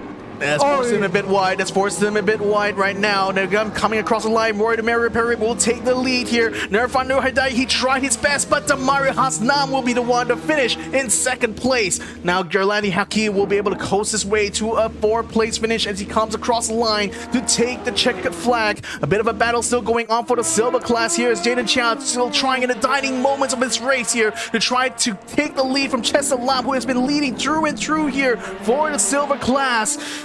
Still a long way to go. Still the back straight here for Jaden Chan. Chester Lam, can he close the gap right now? He's going to try to take the slipstream coming up towards the final turn. The Sunset Bend, the best overtaking position on his track here, but it doesn't look like he will be able to do it well. He's going to try to take the dive. He's going to try to cut in right through. Chester Lam still stays on his racing line, still stays on the speed. But for the silver class here, Chester Lam still leads this through and celebrates a victory here in race number 1 ahead of Jaden Chia. What a race, Victor. What a race. This is one of the most closest battles I've seen in terms of, you know, just how calm and just how aggressive these drivers can be. I didn't think that the gaps would be just moving back and forth all this time. Yeah, so that's going to be an amazing one here. We are already seeing the end of race number 1. We're going to be going to race number 2, and I'm going to say adieu for now as Ammo will be taking over from me. All right, so Amo, welcome back into the seat. How you feeling, man?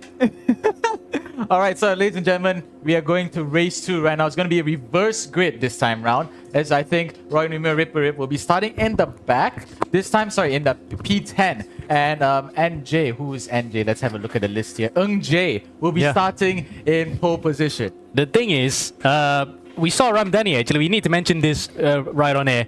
He was actually dropping back further from where he was in the hypercar class. He actually went behind the LMP2s. Because you know why? He was starting exactly on pole position for race number 2. And that's very smart because he has the rest of the LMP2 field in between himself and the other hypercars. So that's a very smart tactic there from Ramdani. So it wasn't because of the accident where he clouted the barrier on the way into pit lane. It was because he wanted to just, okay, he's going to be P6 regardless anyway. So why not just do it by doing from further behind? That's actually pretty smart. I didn't think about that. Wow. Either way, we're going to be starting here, race number 2 for the gold and silver class. We see Demario Hasnam in between the shot there. Up in front, it will be Kazari Dami on the way. And we're off now for race number 2. And in front, no Hidayat actually gets up to a worst time. Oh, LMP2 cars, left, right, and center. That one calls it. There we go. Big crash. Well, and in between there's Roy Ripperip. Roy has actually been lifted up into the air, almost onto his roof. Oh my goodness, I'm pretty sure the same thing happened in race 2 of, race 1 of the bronze class. Oh my goodness, mayhem! Silverstone has been repeated, ladies and gentlemen. Galani Haki has actually gone up into the barriers. Up to Yazir Raza has actually gone away from this race. Unfortunately, his race is absolutely compromised. Luckily for him, because since the other Aslan who flipped him in a real world race is here as well, so at least they would not hit each other this time around. Anyway, apart from that one, it was mayhem everywhere. Oh my goodness, I did not think there would be such drama in the start of the race. You know, I think I saw the LMP2 just had a little bit of a skiddy moment and he just couldn't control and just veered into one of the hypercars, and you know, bada bing bada boom, one of the Cadillacs flew up. Yes, and that Cadillac happened to be race 1 winner Roy Ripperip, but amazingly, despite nearly ending up on his canopy, he's actually up to P12 overall and still P5 in the gold class. So at least not all is lost for him, but it's a case of what might have been if he wasn't flipped there. Anyway, back to where we were like in race number 1. Demario Hasnam has company behind him in the form of Ahmad Jusmi, despite, don't be confused there, that's a Saudi Arabian flag. He is actually from Indonesia. And having said that, Well, I wanted to pick up the fight, but unfortunately the fight was already over immediately. Yeah, he just went a little bit too much on the grass there. I think, you know, your car's not a lawnmower, mate. Yep, and look, there's Roy Rip Rip and the rest of the crowd coming through. Wow, this must be one painful thing to stomach for Ahmad Jusmin. Rest of the field come through, waiting for the rest to come by. That's close. Oh no, but that's still far away, but timed it well. Patiently get back into the back, but that's his race well utterly scuffed. Yeah, I was honestly hoping for a really close fight because I think Hasnam and let's switch over to this battle between Justin Hong and is it Adam Harif? Yep. Whoa, right outside goes Haki. Remember that was Haki that actually ran off in turn number 2 just now. We're gonna get a real close battle here. This is for P2, P3 in fact, in the silver class. Oh! Eung Jae cuts across there, and the Hong Kongese driver really got very close to the front of Adam Harif. Let's go on board now. Oh my goodness, that was really scary. That's not an onboard. But we're looking at the review mirror, sorry. Let's see. Yeah, we lost onboard camera now. Oh, there we go. There we go. It's back in order. Yeah, so right now it's going to be a battle for P2 in the LMP2 standings right now. Adam Harif and Eung Jae are really, really close. I think they're only about what? Sorry, that's actually 7/10. It's not that far. They're not that far off, to be honest. And Justin Hong is also just slowly trailing behind. It almost looked like a really close three-way battle, but 12 minutes left. There's still a long way to go. Yeah, we're only about 3 minutes into the race anyway. And look at that, Roy Rip with a recovery after being on top of his roof at one point is now back up to the top 5. So good on you, mate. At least you kept the fight going. Definitely. I think he would definitely be trying to chase, the rest of the pack ahead. And I'm pretty sure he might be able to because the gap is not that far off. Only about what, 11 to 12 seconds separates the leader from Roy Numa Ripperip. But it is Kanzani Ramdani, of course. He made that. Oh, that's Adam Harif actually going off then, giving way to the Gold Class driver in the LMP2. Does he get it done? Yes. Luckily that there's enough power in the LMDH car to get by there. But at the expense of the fact that Justin Hong is now right off his chuff. This is going to be really tight into the final corner here. I think Justin Hong might go for a little bit of a dive there. Actually, no, I say that. There might be a little bit of a switchback actually. No, definitely not. Too far behind. Yeah. So we're on board now with Justin. This is probably the onboard we're going to use because we've been using the canopy view to see the whole thing. But because we want to see how much of the vibrations affect a stiff car like the prototypes here coming through a circuit like Sebring. Coming through to number 1, and it looks as though no way through just yet. Being well up in front, Roy Rip goes up to 5th place, gains another overall position, and is now P4 in class. So he can still get a podium here despite being involved in that major pileup where he nearly rolled over. He might be chasing Haki here real soon, don't you think? Indeed, because Haki's in the hairpin. As meanwhile, we've lost Calvin Powell from the race. Unfortunately, he has retired. You can see the D beside his name. That means that's his DNF. Abdi Aziz Razak was one of the first to get out of there. Who's that in P24? Reynaldi Carteren. So that's a brand new name that we need to get used to. He's the last of the runners right now. 25. In fact, 27 runners overall that have started this race. There's a lot of close battles. I'm looking at the timing sheets right now, just going absolutely crazy, flashing with just yellows and reds. There's a lot of close fighting going on. And this is exactly the type of stuff we like to see. Oh, a little bit. Yep. But dive there from Ahmad Jusmin. Obviously, he is in the quicker car, just gets Recovery. by. Yep. Gets by and probably just wants to get through to Badia Nick. Just wants to sort of ease off, in terms of position. He gets through. Now he wants to recover after that spin. Remember, he was chasing after the Mario Hasnam before he spun out and had to wait for the rest of the field to come by. Right. And look at that. Just like multi-class flashing, Badia Nick actually flashed Ahmad Jusmin. He wasn't happy with the way that Jusmin got through, but I think Badia shouldn't be too mad about it because it was his mistake. He was on the concrete and just ran wide. Anyhow, that's some of the battles out of the way that we are going to look out for. Some drivers behind. Quentin Young chasing after Irfan Nur Hidayat. And that's another hypercar that's actually coming through to recover from that first lap melee. And looks like Quentin may be able to get by a fellow driver here. He is coming up now to the back of Ali Wafiq Priyanatha. This is LMP2 versus LMP2. Coming out to Sunset Bend. Will he be able to make it stick? He's on the inside, but he hasn't had the run up until now. Lebanon brakes and gets him there. Meanwhile, yeah, honestly, now we look at the battle between Badia Nick and Muhammad Farhan here. Badia might go for a little bit of a dive, but I don't think so because I think all he wants to do is just trail, to sort of put pressure on Farhan into making sort of a mistake. And in real world racing, that is exactly what you want to be doing. And speaking of mistakes, I think that might have been a mistake from Hamdani because he actually ran a bit wide trying to let by Ahmad Jusmin, recovering Ahmad Jusmin through. Now he's going to fall into the clutches of Cameron James. So two Sarawakians going side by side, but racing for two completely different teams. One for Metadice and the other one for Speed Chasers. Two teams coming out of East Malaysia doing themselves real well here. They're making a name for themselves. They're making Sarawak proud, ladies and gentlemen. They're definitely making them proud. Indeed. As our camera still unfortunately cannot pick up the shots that we wanted. In fact, this is probably the closest we get. This is the canopy then. Hamdani is just in front by about 5/10 of a second from Cameron James. Cameron had a good, promising first round in the silver class, just behind his fellow teammate as Statesman. As there is Adam Harif fighting with Justin Hung, and he is trying to get him for a double podium here. Yeah, just got over. Justin Ho actually managed to overtake him, but hold on. Justin Ho actually made a bit of a mistake there, went off wide there, and that gives Adam Harif the exact sort of draft he needs. Oh my god, Justin Ho is going all over the place, sort of almost squeezes him into the wall as they go side by side there. Adam Harif manages to get, I think, he might just be able to keep that position as we approach the final corner. Let's see, let's see. Yeah, he definitely has it. Yeah. That was a clean as move as you like, because again, there was not enough momentum for Justin to maintain. But Justin, though, he's not you, Justin. This is Justin trying to get by here. But unfortunately, just like how you were trying to get by a few drivers in race number one, that move was not on, unfortunately. Yeah, I think Justin Home right now, he just needs to keep it calm. I think he's a little bit panicky, as you can see from his driving. Yeah, he's just all over the place. I think he's just sort of he lost the flow, actually, I would say. Yeah, lost a bit of the mojo here, so he has to recover that. Meanwhile, further behind, Cameron James and Hamdani are still at it by about 3 to 4/10 of a second.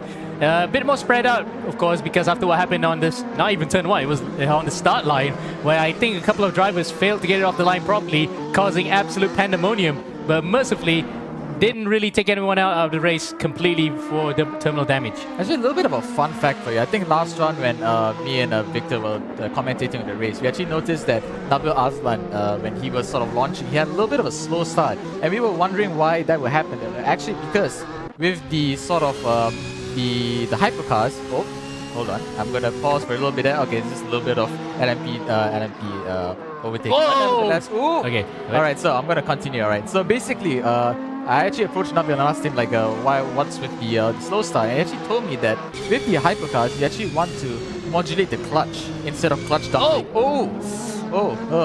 I say that the hypercars are getting a little bit finicky here. Yeah, I think that is because Hamdani actually stopped mid-corner, literally almost in his tracks in front of Noah Hidayat. Hidayat luckily manages to avoid just with a bit of a clip, but slight damage either way, trying to get by here, and he should be able to get by on the back straight up to Sunset Bend. There's the airport we talked about. That's the runway leading up to the taxiway leading up to the runway, and there, speaking of runway, no, if I know Hidayat is ready for takeoff here. He's passed by Hamdani with ease, and Hamdani probably will try not to do something like that too often to let Cameron James back into play. Good wordplay there, by the way. Takeoff. All right, 5 minutes into the race. Looking pretty, everything looks pretty chill right now. I say that. There might be a little bit of a battle there between Bardia Nick and is it Kamal Ali there. A little bit, yeah, I think Kamal Ali just went a little bit wide and gave Bardia Nick the space he needed to sort of stay ahead. And Bardia actually dropped multiple positions away from where he was at one point. He was right in the fringes of the top 10. Now he's dropped all the way out almost to the fringes of the top 20 with Carter right now right behind both of them. So, is that Nazmi Aslan? Yes, it is. Nazmi is actually right at the back of this entire train. And mercifully, he's in front of Abdul Yazir Razak without any collision. You keep bringing that up, man. No, it'd be quite comical if that happens in sim racing, but I think both of them have pretty much gone bygones to that one. It was a racing incident that unfortunately was edged towards one driver with the incident. We cannot say for sure because the stewards reports were telling that they threw the book at Nazmi on this, but he's learned from that big time. As speaking of learning, he's gonna have to learn to overtake 3 cars in one row, all in equal speed and specifications. Coming up to the second sector here, we saw a couple of drivers going off there. That might have been Quentin Young and Jaden Chia going at it. Here's Nazmi going on to the inside. Let's see if he can make it stick. No, he's being circumspect about it. Oh, the fight ahead right now. Bardia Nick, I think he just, oh my goodness, this 4-way battle is going absolutely pandemonium right now. Look at that. Very opportunistic. That's why he was being circumspect. He could feel that something like that's going to happen. And that was a brilliant move. As further behind, that's Kataran and Bardia Nick going at it at each other. But Nazmir, with a racer's mentality to come through, that's why you call learning. Yeah, he definitely capitalized on that 100%. I had a feeling he would go for it. He would try to back off, seeing just how tough these drivers were battling against each other. And he definitely capitalized. He won there in the end. Yeah, as you see right now, Ahmad Juzmin in P5 in class right now, just sort of making his way back towards the front of the pack, after having a, I wouldn't say tremendous, tragic spin, I would say, that put him out completely out of contention with, I think, Demario Hasnam was it. Yep. And Hasnam actually managed to stave off to multiple attacks in this particular instance, because race 1 he was with Irfan No Hidayat. He managed to stave off that throughout the entire race. He only had to worry about Juzmin for only a few laps until Juzmin dropped it on his own. Here's another one here for Nur Hidayat, locked up, and there you go. He lost the position overall, nearly overall to Adam Arif. But again, different car, different speed. He probably was backing out of that, and rightfully so. Rare to see lockups caught on camera, actually, I would say. That just goes to show you, ladies and gentlemen, we are running these cars without ABS. So there's a lot more fighting going on, as you see right now. Yep. Roy Rip, I think slowly catching Haki right now. There's 2 minutes left, 2.5 minutes left. He might just be able to sort of, might be seeing a last lap battle here. What do you think? We might see it because, again, this might be a double podium for Roy. And amazingly, despite being the one that nearly flipped over at the start of the race, getting involved in that melee, had to cut his way through the entire LMP2 traffic, he's on his way here for another podium. And he's only just one position away. How hard will Galani Haki fight for that position, Justin? Talk about an ultimate comeback there for Roy Newman Rip. He was absolutely in shambles, and now he could be looking at tasting the champagne of being in the podium. He just needs to put pressure towards Galandi, but I don't think Haki would give up that easy. Oh, absolutely. Galandi Haki will try to hold on here for an overall podium. That will be a rarity for him. He will have to get that, but he has to defend a guy who's in red hot form, pole sitter, fastest lap in the first race, and race winner in that one as well, for good measure. So, Roy Rip then may not get the clean sweep the entire results here today, but at least it was a valiant recovery despite the odds. And at this point in time, probably is just trying to pressure Haki into a mistake as opposed to trying to pry the door open. Yeah, but I don't think, like I said, I don't think Haki would give up that easy. He has a lot of work to do, Roy Newman. He has a lot of work to do. Gerlandi is really keeping it on the track right now, keeping calm, keeping it chill. He's not making too many, dangerous moves. Just not trying to delve to panic. Indeed, and try to just hold the pace here. Maybe stall him a bit by breaking mid-corner, which is apparently not accepted in F1 nowadays after what happened to Fernando Alonso and George Russell. But he'll just back it off, maybe control the pace and try to stave off any possible attack that Roy could think of, especially through Sunset Bend. And we had a couple of photo finishes here today. Oh, speaking of Sunset Bend there, he actually was thinking about that, but Gerlandi was holding his own there. Now they're coming out to the start-finish line for the final time. This is the last lap. One last chance for Roy Rip to get back onto the podium. Oh, he's on the slipstream right now. Gerlandi is probably playing with a lot of poo in his hands right now. The launch was absolutely incredible. I thought it was going to be an incident. Roy Newman Rip is only a tenth behind Gerlandi, but Gerlandi is defending with his life right now as Newman is just... Oh my god, the amount of pressure that he's giving is insane. Indeed, and the fact that the M92 Motorsport team don't really have that much to show for in terms of results over the past couple seasons. This would be a great one, isn't it? A great cup, as Kamal Ali has unfortunately retired from this race, but we don't mind him. He's not a factor in this one. We're looking at the battle for third and fourth. Oh! Roy Rip locked it up big time, and that might be that one chance he had to get up to the podium. Gone here. Galadi Haki can breathe a bit, but not for too long because he still has to hold on here. Meanwhile, Cameron James and Mohamed Hamdani are still battling at it for P4 in the silver class. Oh, the battle for P3 right now in the gold class is going absolutely bonkers right now, as we see Roy Newman actually managed to gain a little bit of time. He's only 3/10 behind. He might actually get the moves. He actually might stick the move. He might go for a late lunge into the last corner, I would reckon. Maybe, but again, that we did talk about earlier, Sunset Bend, that's his only overtaking spot right now, trying to make it through. And look at that, he's quite close. Galandi, don't do that. You're going too narrow. You're going to actually lose the momentum. Now you're going to get Roy right up to the back of him as Ramdani, though, out of our sights, coming through the final corner, takes victory here in race number 2. But back to the battle for P3.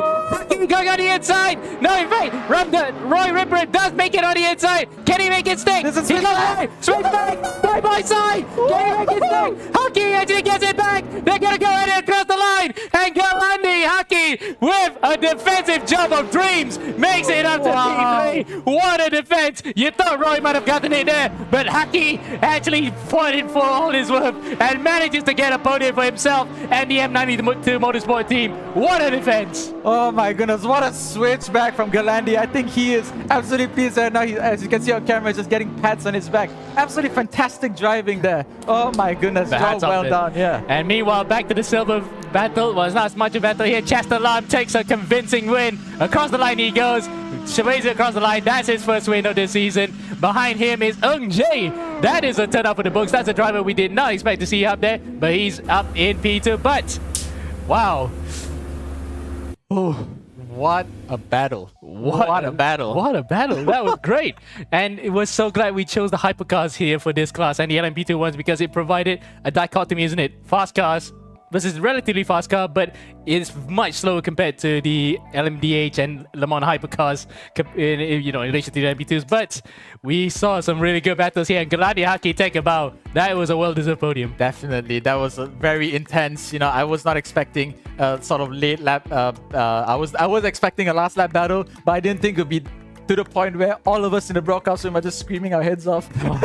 Everybody's just jumping in excitement, like the switchback. Oh. This is racing, ladies and gentlemen. This is racing. Racing at its finest. Wow, we saw Demario Hasnam being under pressure for 2 secondary races, but he managed to finish second in both of those races, so take a bow to him as well. That's good for his championship fight. And up in front, well, there was no surprise there, wasn't it? It was just an easy win all the way for that driver. Definitely, yeah. I think he was having a pretty chill battle. A pretty chill drive. Just enjoying the scenery. As you say, probably looking at one of the airplanes that probably took off. Yeah, well, you can see the helicopters one side, but he will probably be not minding that one bit. So that's it for the broadcast here today. What an amazing pair of races that we had, and well, there's not much else to say, but we might probably get an interview here with one of the drivers involved. In fact, we might get Roy on board. So, Justin, you might want to brush up on your interview skills because we get just another fellow driver on board, Roy Rip Rip, with us if we could get him. All right, definitely. Ooh, I can't wait to interview him. Let's see how that goes first. Hey. Hey, man! Congratulations on your win. Yeah. So, Roy, you won. He won, right? He had that insane battle. Yeah. Yep. So, Roy, just tell us, just walk us through.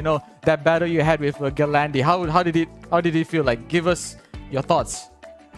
Yeah, I think it was a very good race in my perspective. So, since the pile up on the starting lap, I had very major damage on the car. But even with that, I still pushed with the car and even managed to catch up with him. But in the end, yes, when it comes to the racing side, he beat me to it. No, the switchback on that last turn was very amazing. I thought that it was a final move, but when I saw that red arrow on my side, and I knew that, oh no, he got my inside. So yeah, he got a better exit, and yeah, it was a game over by that. Yep. But the thing is, we would give you props to you that first race where you literally just stormed away. Probably is a sign of things to come, isn't it? We would love to see you do that more and converting poles to win. Take us through what was your thinking back at that time, because the cars can be a bit unpredictable over the bumps, but was it really smooth sailing for you in that regard? Yeah, honestly, of the course through the weekend, I was still finding pace, So I think it was only like around last Wednesday that I found the extra 1 second to get that 144, and yeah, and I saw the qualifying and it was very close. Honestly, if it weren't for the fact that there was traffic, I think that it was would be a very, very close qualifying. So yeah, in the end, I got a good start on the grid and just managed that 1 second gap and until up to the point where I was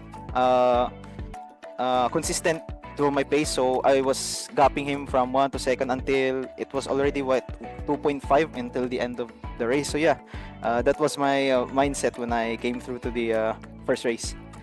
Indeed, and well, we'll be looking forward to you for future races because we're already past the halfway point of the season. I think you reckon you'll be there challenging for the title?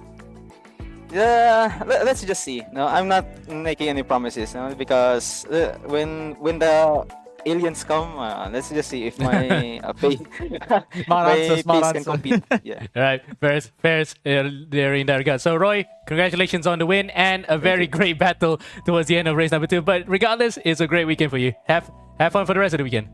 Thank you so much. So that's Roy Ripperip then. He's looking very happy despite losing a podium on the final lap. But again, he had the win already, the pole and the fastest laps, I think, in both of the races. He did have the fastest lap that first race, so really nothing to complain about, isn't it? Yeah, definitely. And I also want to give credit that he took a damaged car to podium fighting position even. I didn't think that his car would be that damaged. He mentioned that his car was badly damaged, and when he said that, the amount of respect I had for him just immediately increased, giving us such a close battle, you know?